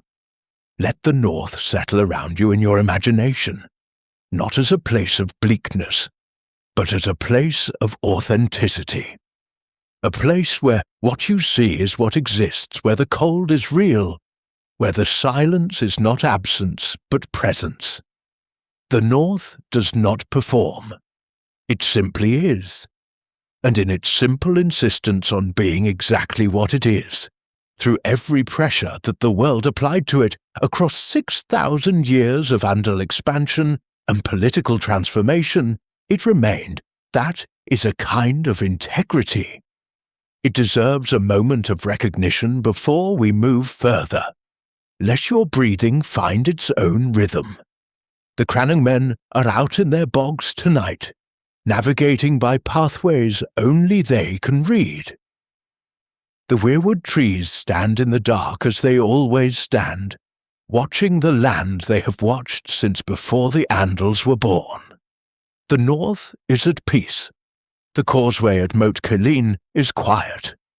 And in the south, the history of House Stark is about to reach its most significant turning point. Because what the Andals could not do with iron and faith, a man with 3 dragons would almost manage by simply being the first person to arrive with something the North had never faced before. Rest now. The dragons come next. The Andals could not take the North. The geography held, the Cranugmen held, the cold itself held. And for thousands of years after the Andal expansion had transformed every other kingdom in Westeros, the North remained its own world, under its own kings, answering to no authority but the Starks and the old gods. And then one morning, approximately 300 years before the main story begins, the world changed in a single day. Not because of armies or plagues or political maneuvering, but because of dragons, 3 dragons, and the man who carried them.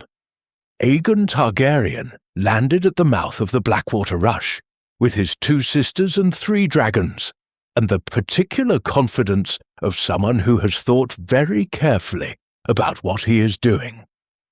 He was not simply a conqueror in the mould of the Andals, sweeping across the continent in a gradual tide of military pressure. He was something the continent of Westeros had no category for. A single man capable, through the creatures bonded to him and his sisters, of destroying any army and any castle placed in his path. The question he posed to every king he faced was not whether they could defeat him. The question was whether they preferred to die or to submit. Let the night breathe around you. This is history that happened 3 centuries ago, and was, in its moment, extraordinary, and is, from this distance, simply the shape of how things became what they became. Aegon's conquest is not something to fear. It is something to understand. And the most interesting thing about it, from the perspective of the history of House Stark, is not the conquest itself, but the decision it forced upon a man named Torrhen, the 20th or so king of the North, who inherited the crown of an 8,000-year dynasty, and had to decide, in a matter of weeks, what that dynasty was worth. Aegon moved through the south with devastating efficiency. House Harren the Black, the iron-born king who had just completed his enormous castle of Harrenhal on the shore of the God's Eye, died inside it when Aegon's dragon Balerion burned the towers from above, the dragonfire melting stone around the king while he sat in his great hall and understood too late that walls cannot protect you from fire that comes from above. The greatest castle ever built became a ruin on the day of its completion. The kings of the rock and the storm fell at the field of fire, where Aegon's 3 dragons together set an army of 4,000 men alight in a single pass. The news of these events reached Winterfell over days and weeks, as ravens carried it south to north. Torrhen Stark, sitting in the great hall at Winterfell with his master and his lord's bannermen, was receiving a sequence of reports that would have been difficult to process, even for a man with a longer history of dealing with dragon warfare, which is to say, for any man at all, since no one alive had dealt with dragon warfare before Aegon began. House Harren, gone. The Ironborn King, dead. The armies of the Reach and the Westerlands, broken. The Gardener dynasty, which had ruled the Reach for thousands of years, extinct in an afternoon. Torrhen called his banners.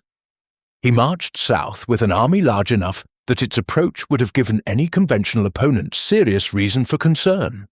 Some accounts suggest close to 30,000 men, a force that represented a significant proportion of every fighting-age man in the north. He marched to the banks of the Trident, the great river that runs through the centre of the continent, and there he stopped. Across the river, Aegon's forces waited, and above Aegon's forces, visible even at distance, enormous, dark, moving in a way that made everything else seem very small and very slow. The dragons, the night Torrhen Stark spent on the southern bank of the Trident before making his decision, is not recorded in detail in any surviving text. What we know is that he sent his Maester, Mankun, across the river to negotiate with Aegon's representatives, and that negotiations continued through the night. What we do not know is what Torrhen himself did during those hours. Whether he sat in his tent and calculated probabilities, or stood at the river's edge and looked at the dragons, or knelt in whatever passed for a god's wood in that campaign camp, and spoke to the old gods about what he was about to do. The silence in the records is the silence of someone who made a decision so difficult that no one who witnessed it wanted to commit the difficulty to paper. It is worth sitting with the nature of that decision for a moment. Torrhen had inherited a dynasty 8,000 years old. He was the latest in an unbroken line of kings that stretched back through the long night, back through the era of Bran the Builder, back to the first men who had settled the north after the Pact. Every Stark before him had maintained the North's independence through whatever means the era required. Every one of them had been a king. To kneel would be to end something that had endured longer than any other continuous political institution in the history of the continent. But the alternative, which Torrhen had presumably calculated through that long night on the riverbank, was the death of everyone who had followed him south. 30,000 men, perhaps more. Lords and knights and farmers who had left their families in the north to follow their king to whatever came next. A battle at the Trident against Aegon and his dragons would be no battle in any meaningful sense. It would be a slaughter with a predetermined outcome, and no military lessons to draw from it afterward. The Starks of Winterfell were not a family that valued pride over people. They were a family that understood what a winter of depleted manpower meant for every village and every farm in the north. 30,000 dead men did not come home in spring. Torrhen knelt at the ford of the Trident. He removed his crown, the crown of the Kings of Winter, the crown that had been worn by 80 or 100 or 120 generations of Stark kings, the exact number lost to the same silence that swallows most of that history.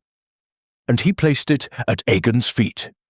He bent his knee in the mud of the river crossing and swore fealty to a man his ancestors would not have recognized as having any authority over them. And by doing so, he saved approximately 30,000 lives and ensured that the North itself would survive, would continue to exist as a coherent entity with its culture and its institutions and its weirwood trees largely intact. The Southerners called him the King who knelt. They meant it as a diminishment. A man with a crown who had set it down rather than fight for it. The Northern lords who had ridden south with him had a different assessment, though they were perhaps too proud to say it plainly. Their king had done the most difficult thing a king can do, which is to accurately assess a situation and act on the assessment rather than on the fantasy of how the situation might be different if pride were sufficient. He had looked at 3 dragons and chosen wisdom. It cost him everything and saved everything at the same time. Aegon was, it should be said, a more intelligent conqueror than most. He did not strip the North of its autonomy entirely. Torrhen was confirmed as Lord of Winterfell and Warden of the North, not king, but the paramount lord of the North's internal governance, with authority over all the Northern Bannermen and responsibility for raising the North's military forces in the service of the Iron Throne. The title Warden of the North, which replaced King of the North, was a meaningful distinction rather than a cosmetic one. It acknowledged that Aegon was overlord, not that the North ceased to exist as a distinct entity with its own culture and its own way of doing things. The weirwood trees were not cut. The old gods were not forbidden. The North continued to be the North. The submission of the North under Torrhen created a tension that would never quite resolve itself in the 300 years between his kneeling and Robb Stark's rebellion. The North understood itself as a place that had maintained its independence against every pressure the world could produce. Against the Andals, against the Ironborn, against the wildlings, and the weather and everything else. And then, in a single morning at a river crossing, that independence had been formally surrendered. The Starks who came after Torrhen held the memory of those 8,000 years of kingship while wearing the title of a lesser lord. It is difficult to overstate how much that gap between memory and current status shaped the Northern identity in the centuries between Aegon's conquest and Robb's declaration. If this history is carrying you toward rest, subscribe so the next story is waiting for you. Sleep well, and we will keep the watch, when Robb's lords shout his name and demand that he be their king, when the hall of Winterfell echoes with it, and Robb stands among them, looking not triumphant but stricken. What they are responding to is not just the injustice done to Ned Stark. They are responding to 300 years of accumulated identity dissonance, the feeling of being a people that knows itself to be something its official title does not acknowledge. The North is not a wardenship. The North is a kingdom. And Torrhen's choice, however wise and however compassionate, had required them to pretend otherwise for longer than any of them could comfortably endure. Torrhen Stark knelt at the trident and made the North survive. Robb Stark stood at Winterfell and tried to make it thrive again on its own terms. Both of them were, in their different ways, trying to do right by the same 8,000-year inheritance. The tragedy is not that one succeeded and the other did not. The tragedy is that the situation they were both responding to admitted no solution that would not cost something irreplaceable. The river runs quiet tonight. The ford where Torrhen knelt is just a place in the water now. The water does not remember anything. Or if it does, it keeps what it knows in the language of current and stone, which is not a language anyone born after the first men can read. The crown of the kings of winter is gone, melted down probably, or locked in some archive at the Citadel, or simply lost in the way that 300 years loses most things. What remains is the memory. And in the North, memory is a form of loyalty. Your breathing is slower now. Let it carry you further down. The history is doing what history does, settling into the past where it belongs, becoming the quiet background against which the present stands. Tomorrow, the present will require things of you. Tonight, it asks for nothing. Tonight you only need to be here, in the warmth, in the dark, in the company of 8,000 years that have, one way and another, survived everything they faced. Rest. The dragons are long gone from the sky. The river is quiet. Sleep. There is a detail most accounts skip past in their eagerness to reach the kneeling itself. Torrhen did not simply walk across and surrender. His maester carried offers and counter-offers through the night. Aegon, who was building something he needed to function after the conquest rather than simply during it, was prepared to negotiate. The North would keep its culture, its religion, its institutions, its authority over its own lords. What it would surrender was the title of king. This is important to hold alongside the image of Torrhen in the mud. He did not kneel to nothing. He knelt in exchange for everything the 8,000-year dynasty had built, at the cost of the title that described it. A man can choose to see that as wisdom. A man can choose to see it as surrender.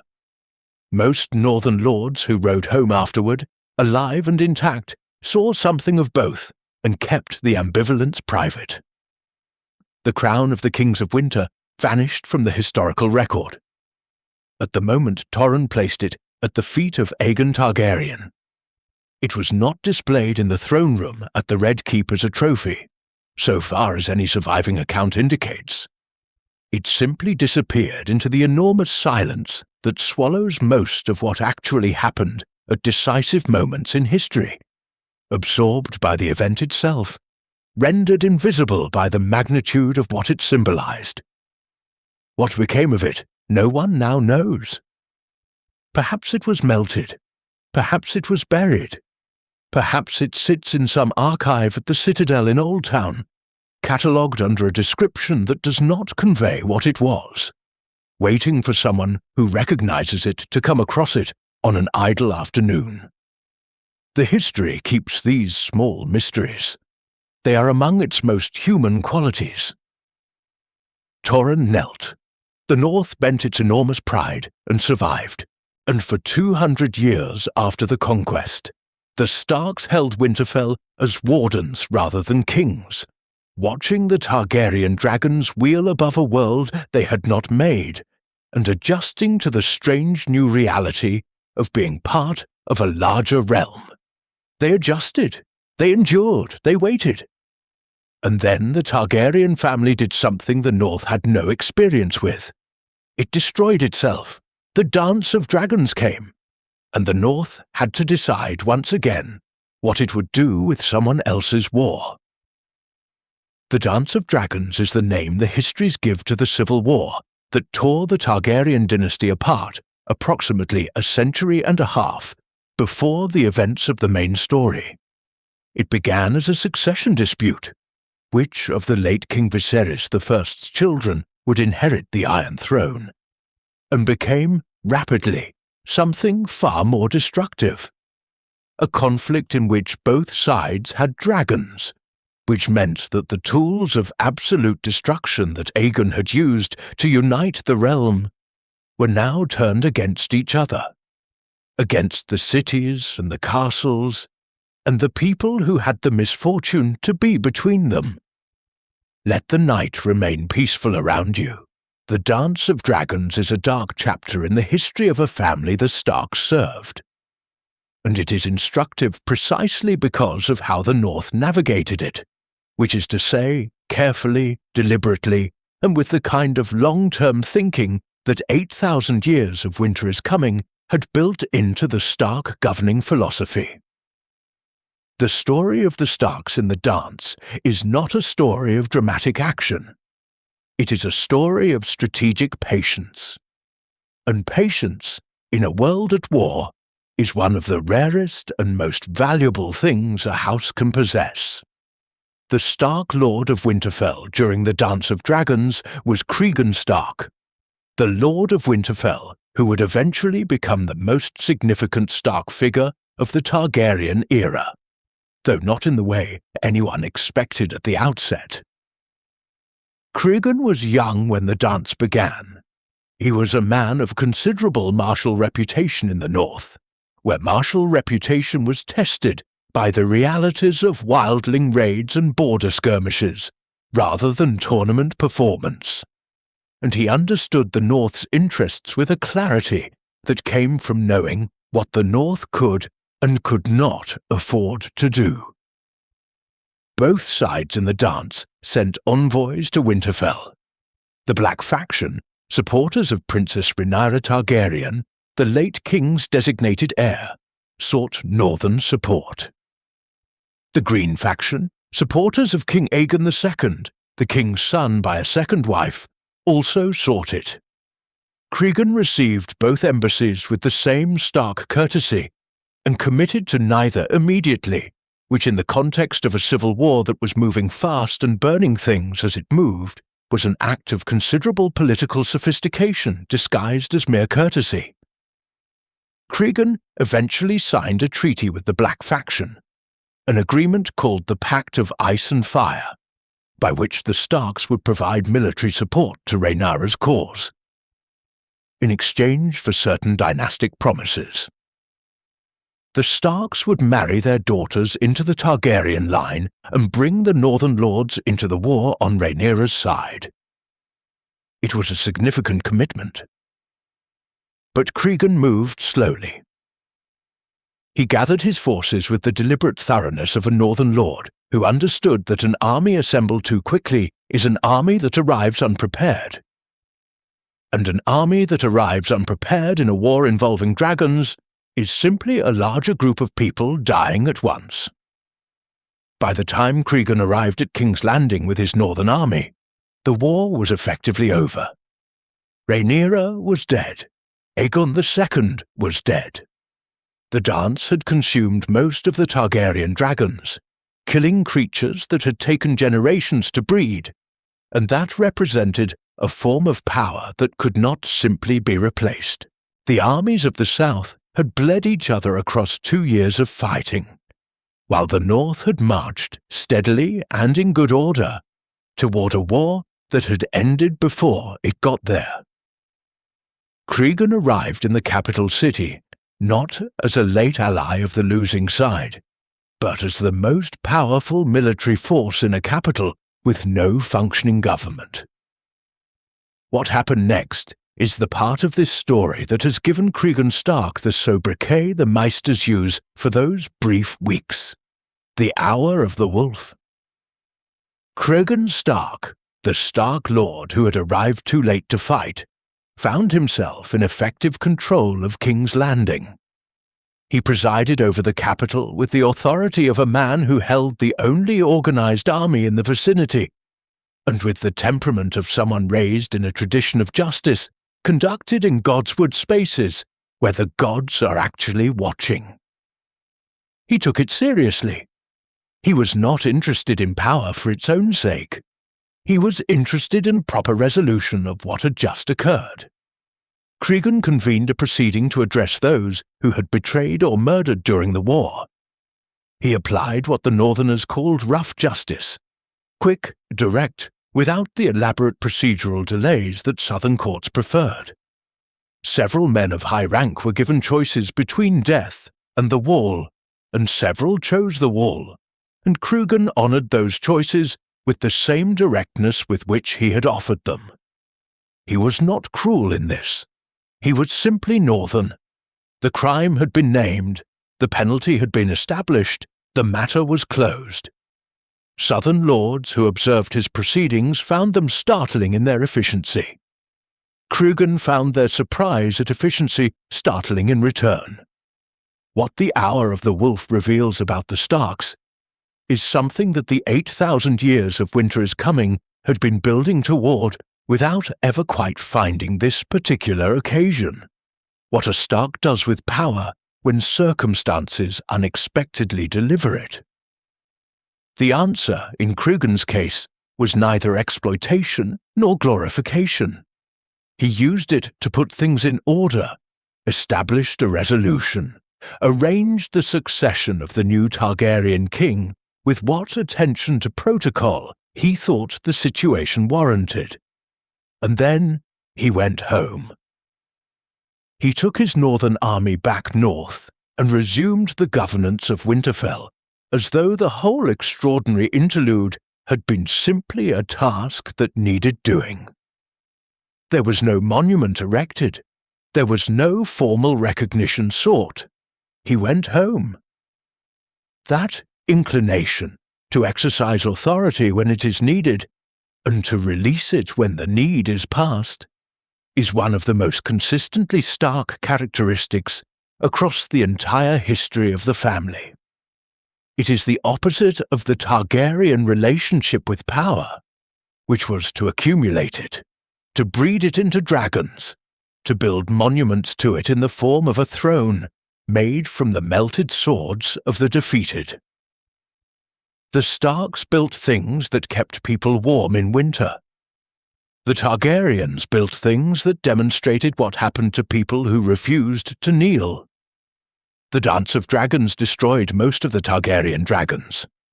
The last of them died in the decades after the war, one by one, from various causes the histories record with the sad specificity of obituaries. And as the dragons died, something changed about the Targaryen hold on power. Something subtle, but real. Without dragons, the Targaryens were just another royal family, distinguished by their silver hair and their marriage customs and the historical fact of their conquest, but no longer possessed of the overwhelming military advantage that had made submission to them the only rational choice. The realm had knelt to dragons.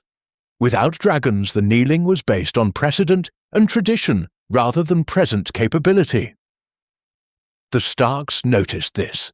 The Starks had always noticed things like this, in the unhurried way of people who understand that situations evolve over time, and that the conditions which created a particular arrangement do not always persist long enough to justify that arrangement indefinitely.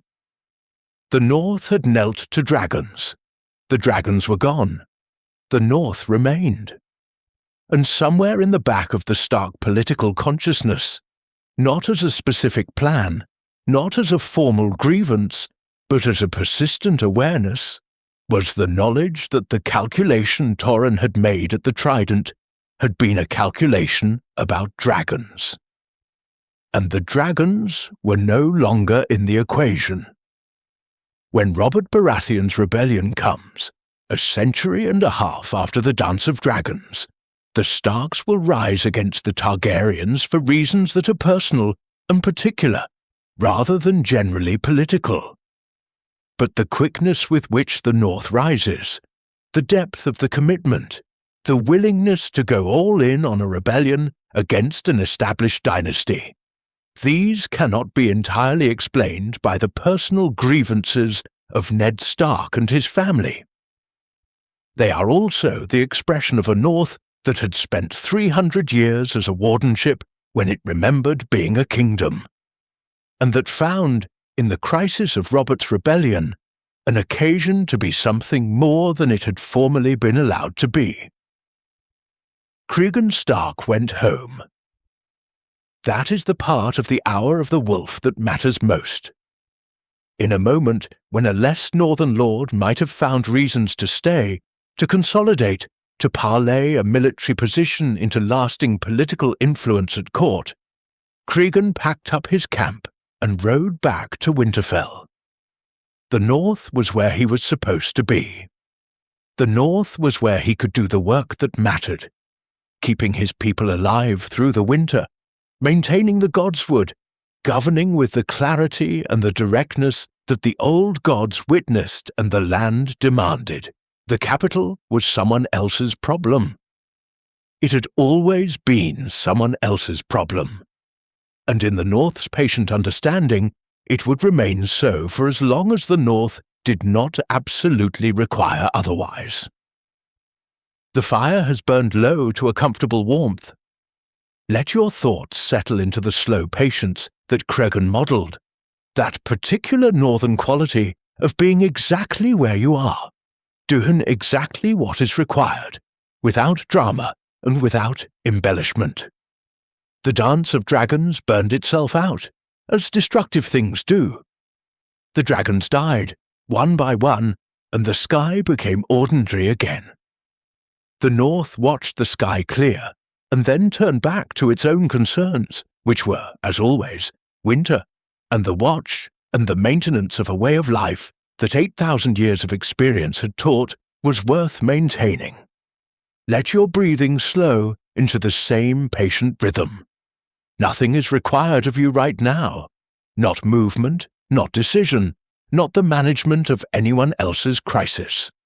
You are in the North tonight, in the metaphorical sense, the North that is inside anyone who has learned, however painfully, that the most important crises resolve themselves in their own time, and that the work of survival is done best in the quiet hours between catastrophes.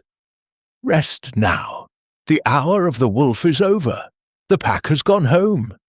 The masters who wrote about the Dance of Dragons in subsequent generations focused, naturally, on the dragons themselves, on the extraordinary creatures the Targaryens had cultivated for a century and a half, and that the war consumed in the space of 2 terrible years. What the masters tended to treat as footnote was the question of what the realm looked like once the dragons were gone. The Iron Throne still stood. The Targaryen name still commanded authority derived from the Conquest and the century of subsequent governance. But the thing that had made that authority truly unassailable, the thing that had persuaded Torrhen Stark at the Trident that submission was the only rational option, was gone. The calculus had changed, not instantly, not obviously, but permanently, and in ways that would accumulate significance over the next 150 years, until the conditions were right for a king to burn a lord alive in front of his son, and for the son of that lord to ride south and tear the dynasty from its seat. Cregan Stark rode north without ceremony. He had done what the situation required, and he was done with what the situation no longer required. This quality, the willingness to act when acting is necessary, and to stop when the necessity has passed, is one of the least dramatic and most genuinely admirable characteristics in the entire Stark catalogue. Power in the Stark tradition is not something accumulated. It is something exercised in response to specific needs and then released, the way a person releases a held breath. Cregan had the capital of the realm in his hands for a season, and gave it back and went home to Winterfell, where his people needed him, and the winters needed managing, and the weirwood in the Godswood was waiting with the patient face it always had. The north was where the work was. The work was the point. The Dance of Dragons ended. The dragons died. The Targaryens survived without them, diminished and increasingly erratic in the way that power without accountability tends to make dynasties. And for another 100 years, the Starks of Winterfell maintained their watchful, careful distance from the politics of the south, until a crown prince named Rhaegar Targaryen attended a tournament at Harrenhal, and did something so unexpected, so contrary to every expectation, that the world broke apart in its wake. Tonight, the crisis that unmade everything. The tournament at Harrenhal, in the year 281 after the Targaryen conquest, was the largest gathering of nobility the realm had seen in a generation. Lords and knights came from every corner of Westeros. The competition was fierce, the entertainment was elaborate, and among the attendees, riding north from Winterfell for the occasion, were Lord Rickard Stark, Warden of the North, father of 4 children, a man who had spent his career building alliances that would secure the North's position in a realm it had not chosen to join, and his 3 eldest, Brandon, Lyanna, and the young Eddard, who had spent several years as a ward of Jon Arryn at the Eyrie, and was there with his closest friend, Robert Baratheon. Let the night hold you gently. What happened at Harrenhal and in the years immediately following is a story of human beings making decisions under conditions of incomplete information, love, pride, and fear. The same conditions that most irreversible decisions in history are made under. The people involved were not monsters, with the possible exception of one, and they were not heroes in any uncomplicated sense. They were a man who loved a woman, a brother who loved his sister, a father who loved his children, a king who had lost his mind and a prince who believed he understood things that he did not quite understand. From these ordinary human materials, a catastrophe was assembled. The tournament had a jousting event called the Knight of the Laughing Tree, a mysterious knight who appeared from nowhere, defeated several opponents, and vanished before being unmasked. The identity of this knight has never been officially confirmed. The most persistent theory, supported by details that accumulate quietly across the texts, is that the knight was Lyanna Stark, Ned's younger sister, Brandon's younger sister, a girl of 14 or 15 who had grown up in the north, learning to ride and fight with an independence that the south would have found remarkable, and the north found merely appropriate. If the Knight of the Laughing Tree was Lyanna, and it feels, reading the evidence, like something that is almost certainly true, then the tournament at Harrenhal was the first appearance in the public historical record of a girl who would shortly become the cause of a war and the secret mother of a king. Rhaegar Targaryen won the jousting tournament. He was the crown prince of the realm, a man of considerable personal magnetism, who was regarded by most who encountered him as the most gifted individual of his generation, a warrior, a scholar, a musician, a man who burned with some interior purpose that he would not explain to anyone. When he finished the tournament, he rode to the gallery where the prizes awaited and did not give the crown of winter roses to his wife, Princess Elia of Dorne, as every protocol required. He rode past his wife and placed the crown of blue winter roses in the lap of Lyanna Stark. And the feast hall went silent. It is worth holding that image for a moment, not for the romance of it, though the image has a certain tragic beauty. Hold it for what it meant to the people in the room. Brandon Stark, Lyanna's older brother, watching his betrothed sister, she was already betrothed to Robert Baratheon, be publicly crowned by the crown prince of the realm, in a gesture that every person in the room understood as something between a declaration and a challenge. Robert Baratheon, sitting somewhere in the gallery, receiving a humiliation that would simmer in him for years. Lord Rickard Stark, calculating what this meant for the alliance he had spent years carefully building. And Lyanna herself, whose response to the moment the histories have, characteristically, declined to preserve. What happened next the histories describe as an abduction. Rhaegar Targaryen took Lyanna Stark away, in secret without her father's consent or her betrothed's knowledge, to a tower in the south of the realm called the Tower of Joy, in the region of Dorne. What the texts never quite resolve, and what the main story eventually clarifies in the most significant revelation of the entire series, is whether it was an abduction at all. Lyanna went willingly. There was no kidnapping. There was a secret marriage, conducted in accordance with both Targaryen and Northern custom.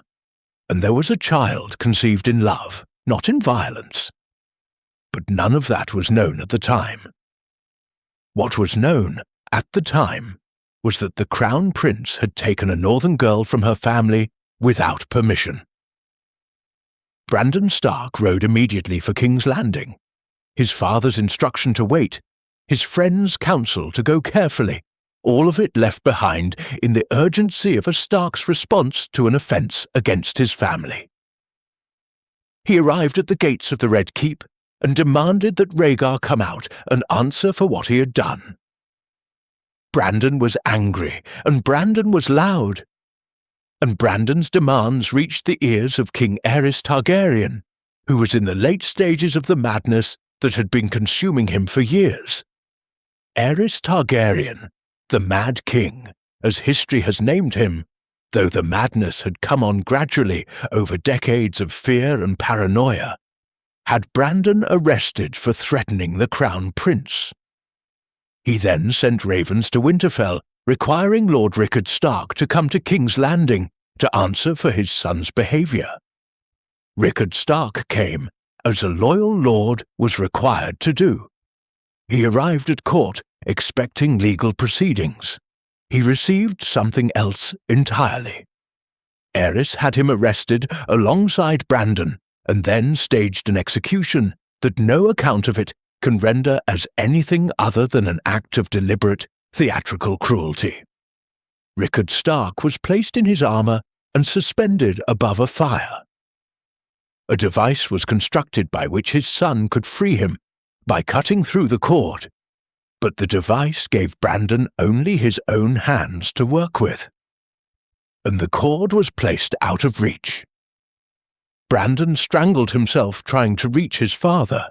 Rickard burned inside his armour as his son died within sight of him. The Mad King watched both. 2 Stark men died in King's Landing on that day. The message it sent to the north cannot be overstated. This was not battlefield death. This was not execution following due process. This was a king demonstrating, publicly and without apology, that the laws that governed other lords did not apply when a Targaryen decided they did not. The Starks who had knelt at the Trident had accepted the premise that the Iron Throne was legitimate authority. The Iron Throne had now burned one of their own alive, while his son died trying to save him. The compact was broken. Eddard Stark, the second son, the quiet one, the young man who had grown up in the Vale, learning the codes of honour that Jon Arryn and Robert Baratheon had absorbed from their own cultures, received the news of his father's and brother's deaths, and did what the Starks have always done when the situation admitted no acceptable alternative. He acted.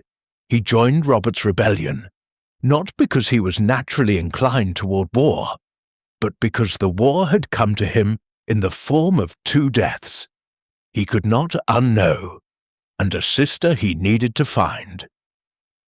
The rebellion that followed was one of the few in Westerosi history that achieved its stated objective. Robert Baratheon killed Rhaegar Targaryen at the Battle of the Trident in personal combat in the river, in a moment that the stories have preserved with unusual clarity, because Robert wanted it preserved and had the authority afterward to make sure it was. The Targaryen dynasty fell. King Aerys was killed by Jaime Lannister in the throne room of the Red Keep, in a death that saved the city from wildfire, but that Jaime would carry as a stigma for the rest of his life. Robert Baratheon sat the Iron Throne, and Ned Stark rode south to the Tower of Joy to find his sister. What he found there is the central secret of the entire series. Lyanna was dying, the aftermath of a difficult birth, in a tower with inadequate resources and the knowledge that the war had gone wrong for the people who had loved her husband. She made Ned promise something, and the promise is the thing that shapes everything that follows for the next 18 years. She made him promise to protect the child she had borne, a boy, a Targaryen prince who was also half Stark, whose existence was a political catastrophe in a world where Robert Baratheon had just taken the throne on the strength of his hatred for the Targaryen name. She made him promise, and Ned Stark, who had spent his entire life honouring his promises under weirwood trees and in the sight of the old gods, promised. He rode home with a baby he called his bastard son. He told no one the truth, not his wife, who resented the child for years as evidence of her husband's infidelity, and who never knew she was resenting an act of extraordinary love and sacrifice. Not Robert, who would have had the child killed. Not the boy himself, who grew up being Jon Snow of Winterfell, beloved but illegitimate, uncertain of his place, training with the sword in the Winterfell yard, while the secret of who he was sat in his father's chest like a splinter that could never be removed. The promise Ned made at the Tower of Joy was the seed of everything that came after. It was the reason he could never tell the truth about the most important thing in his life. It was, in some ways, the reason he died, because a man who cannot tell a crucial truth is a man operating at a structural disadvantage in a world of professional liars. The honor that Ned had maintained his entire life finally collided with a lie of such significance that the two things could not coexist. And what resulted from that collision was a situation that admitted no exit he could see. The room is very quiet now. Let that quiet hold you.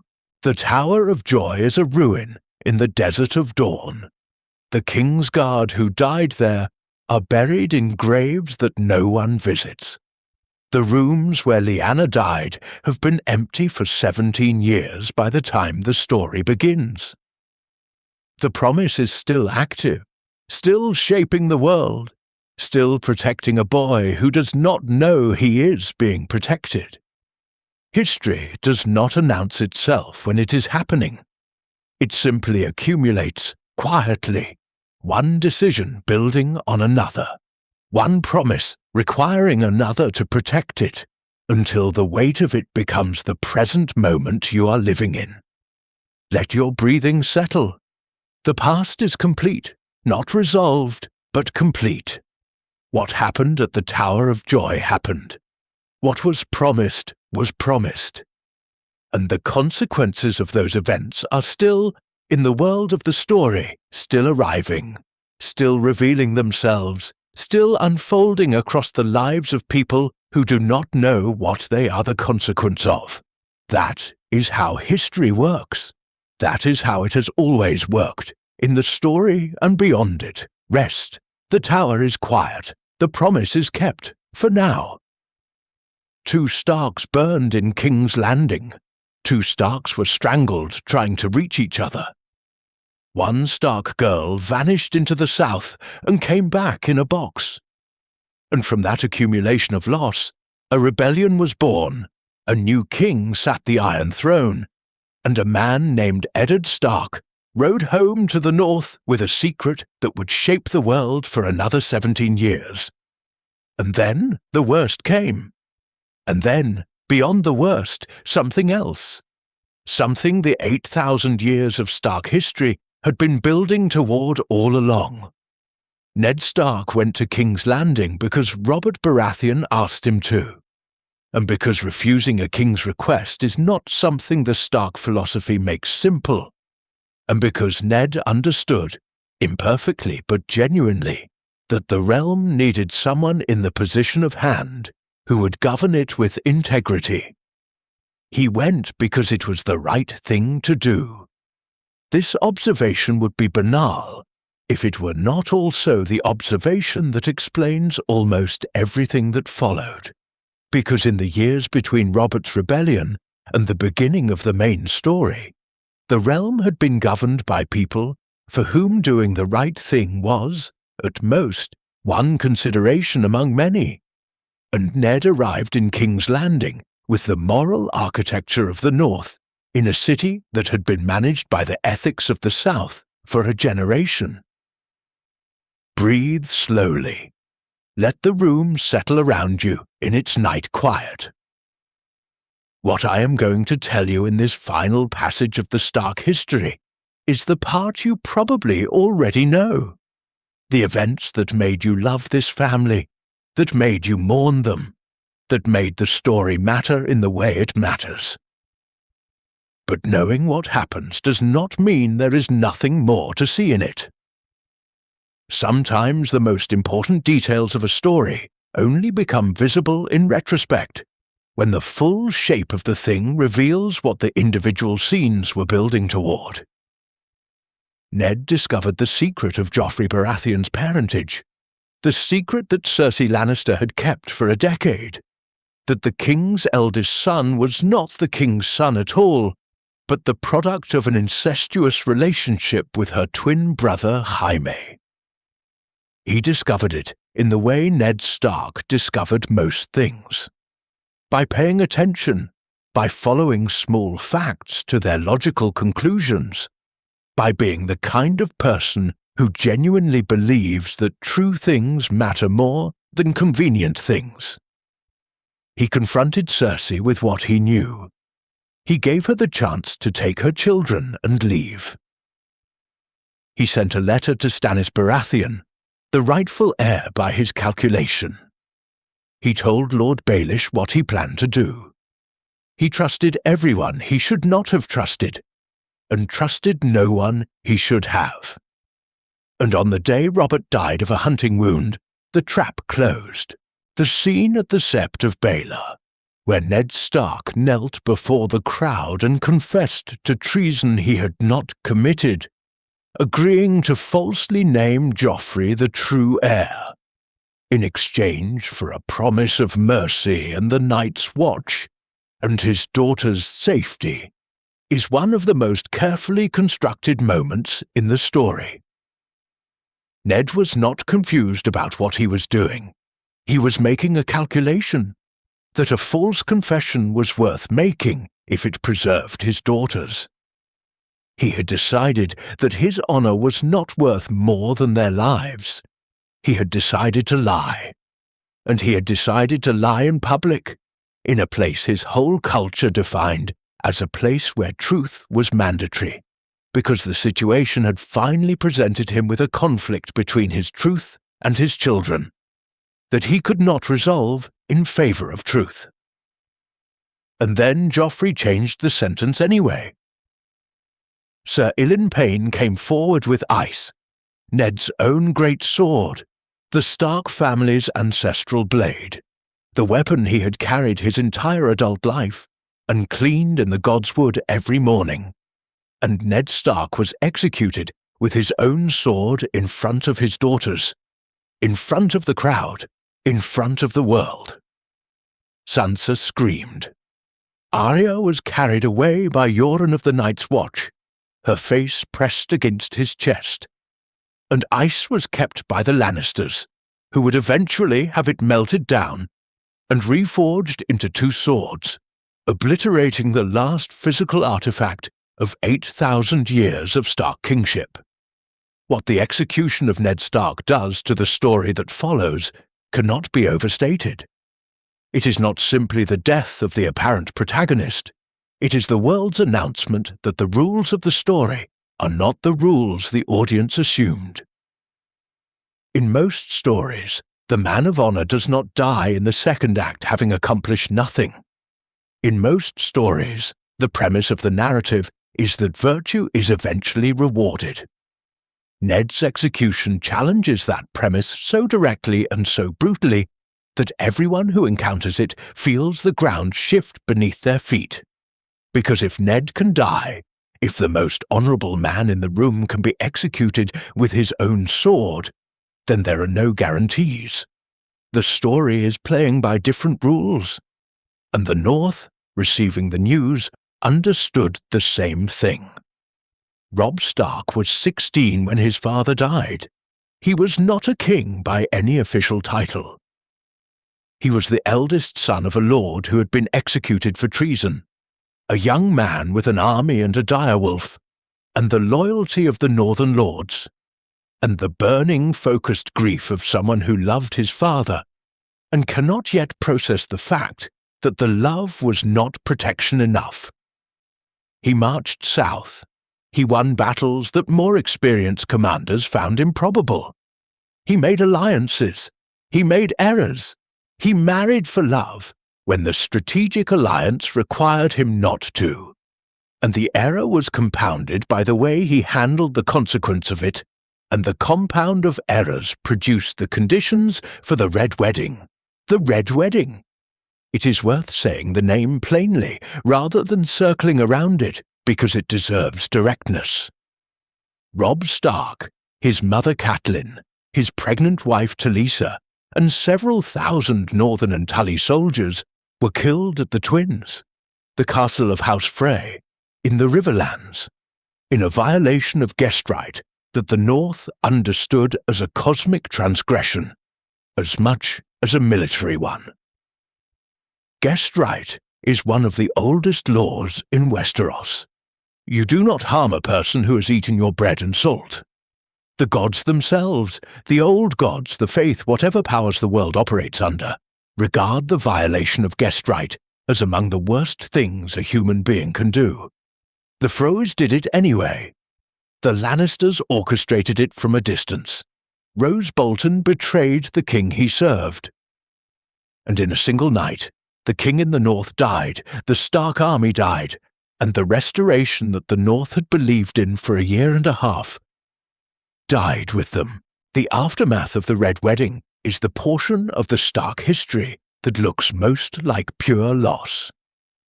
Winterfell is burned and occupied by the Boltons. The Stark children are scattered. Sansa is a prisoner in King's Landing. Arya is walking toward Braavos with a coin she barely understands. Rickon and Bran have gone north, Bran toward whatever the three-eyed raven has waiting for him. Rickon toward the ancient difficult island of Skagos.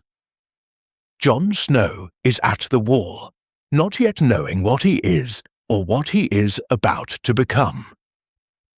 The crypts beneath Winterfell are full of Starks who died before their time. The living Starks are few and far, and none of them, in this moment, are winning. It is worth pausing here and holding both things simultaneously. The devastation of this moment, and the fact that this is not the end of the story. 8,000 years of Stark history has arrived at its apparent nadir. The family that survived the long night, that outlasted the Andal invasion, that Torrhen preserved through the wisdom of knowing when not to fight. This family is, in the aftermath of the Red Wedding, closer to extinction than it has been at any point in 8,000 years. And yet, something in the pattern of the history suggests that this is not what extinction looks like for the Starks. They have been here before, in smaller ways, and they have endured.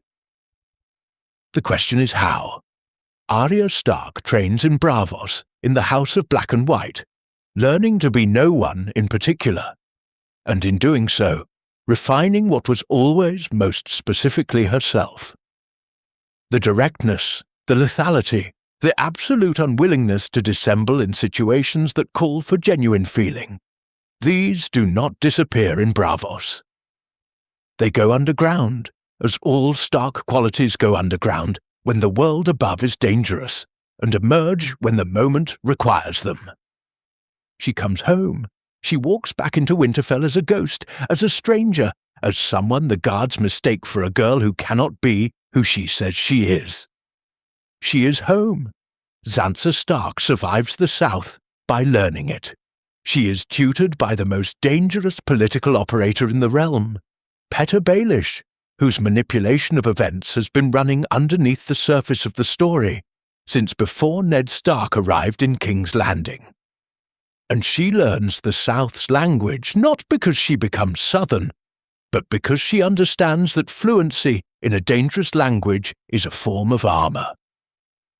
She returns to Winterfell changed in the ways the South changes people, and she is, without question, the Stark best positioned to govern the North in the peace that follows the war, precisely because she has learned what the North alone could never have taught her. Bran Stark reaches his destination and receives what the three-eyed raven has prepared for him, and becomes something that is no longer precisely a boy, no longer precisely a person in the ordinary sense.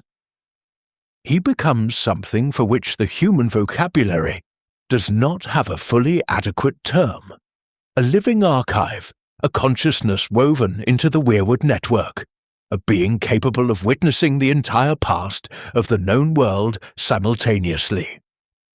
He sees what happened at the Tower of Joy. He sees what Lyanna said to Ned. He knows who Jon Snow truly is. He knows this, sitting beneath the roots of an ancient tree. And the old gods know it through him, and the knowing is preserved in the network until the moment when it can be used.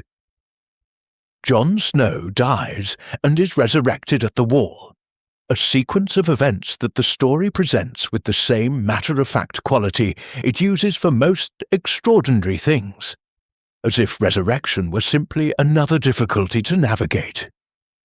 He comes back changed in the quiet way that death changes people who return from it. Lighter in some ways and heavier in others, released from certain obligations and bound by new ones he cannot yet fully articulate. He discovers what he is. He discovers that the blood that runs in his veins is Targaryen as well as Stark, that he is the living consequence of a secret marriage and a deathbed promise and a father's courage and a mother's love. He does not know what to do with this information. He carries it anyway. The long night's return is ended at Winterfell, in the Godswood, beneath the heart tree that has watched every Stark king for 8,000 years, by Arya Stark, who learned to kill in Braavos, and who uses that learning to deliver the one blow that the Night King, in all his vast cold confidence, had not anticipated. A girl from the north, running through the dark of a ruined castle with a Valyrian steel dagger, reaching a target that no army could reach, ending in a moment what 8,000 years of fear had circled around without resolution. The long night ends for the second time in history. The others retreat. The dead become still. And then, in the aftermath of it all, after the wars and the betrayals and the losses, and the extraordinary resurrections and the impossible journeys, and the secrets kept for 17 years finally spoken aloud, a Stark sits the throne, not the Iron Throne, which is gone now, melted by the last dragon in a moment of grief and fury, but a throne in the great hall of Winterfell, where Sansa Stark is crowned queen in the north, where the old title is restored not as an act of rebellion, but as a recognition of what the North has always been and will always be. The 8,000-year dynasty does not end. It transforms. It passes through fire and loss, and the deaths of people who cannot be replaced. And it emerges on the other side in different hands, wearing different shapes, but carrying the same essential thing. If this history moved something in you tonight, if the Starks' long story found its way through the quiet and settled somewhere that needed it, please subscribe. More worlds are waiting. More history is sleeping, ready to be told. We will keep the watch. Sleep well. The crypts of Winterfell hold the dead. They hold the kings of winter in their stone chairs, each with his iron sword, each with the cold patience of someone who has been done with urgency for a very long time. They hold Lyanna Stark, whose statue has a face that always made Ned sad to look at, and that he could never explain to anyone who asked. They hold, eventually, Eddard himself, and they hold the memory of everything that happened in 8,000 years of a family refusing to be anything other than what the North made it. The fire is embers now. The room is still. Somewhere in the dark, perhaps, a weirwood tree is watching. The pale bark and the blood-red leaves and the carved face that never closes its eyes. The old gods are present, as they have always been present, keeping the record that no Meister's archive can fully hold, the full account of everything that happened, everything that was promised, everything that was survived. They keep it in the language of roots and time and the particular silence of a very old tree on a very cold night. Your watch is ended. The Starks are keeping theirs, as they always have, from the deep places where the dead rest in their chairs, and the living go about the work of surviving whatever winter comes next. The history is complete for tonight, not the history itself, which continues and will continue for as long as there are Starks to make it, but tonight's telling of it. The law has been spoken. The names have been remembered. The long line has been traced from its beginning in the cold soil of the north through every valley and catastrophe it has crossed to arrive at this present moment, this present quiet, this present warmth. Let your breathing carry you the rest of the way down. There is nothing left to hold. The stories are settled. The winter, whatever winter may be coming, is not here yet. You are warm, you are safe, you are held by the same darkness that holds the sleeping north, the same silence that lies over the godswood at Winterfell. In the hour before dawn, when even the heart tree seems to be resting, the old gods are watching. They see you. They keep what they see. And they wish you, in whatever language gods use for such things, a quiet and an undisturbed rest. If you enjoyed this history, let me know where in the world you're watching from and what time it is. I'm always curious about that. And if you have a topic you would like me to cover next, leave it in the comments. The archive is open, the candle is still burning, and there are more stories waiting in the dark.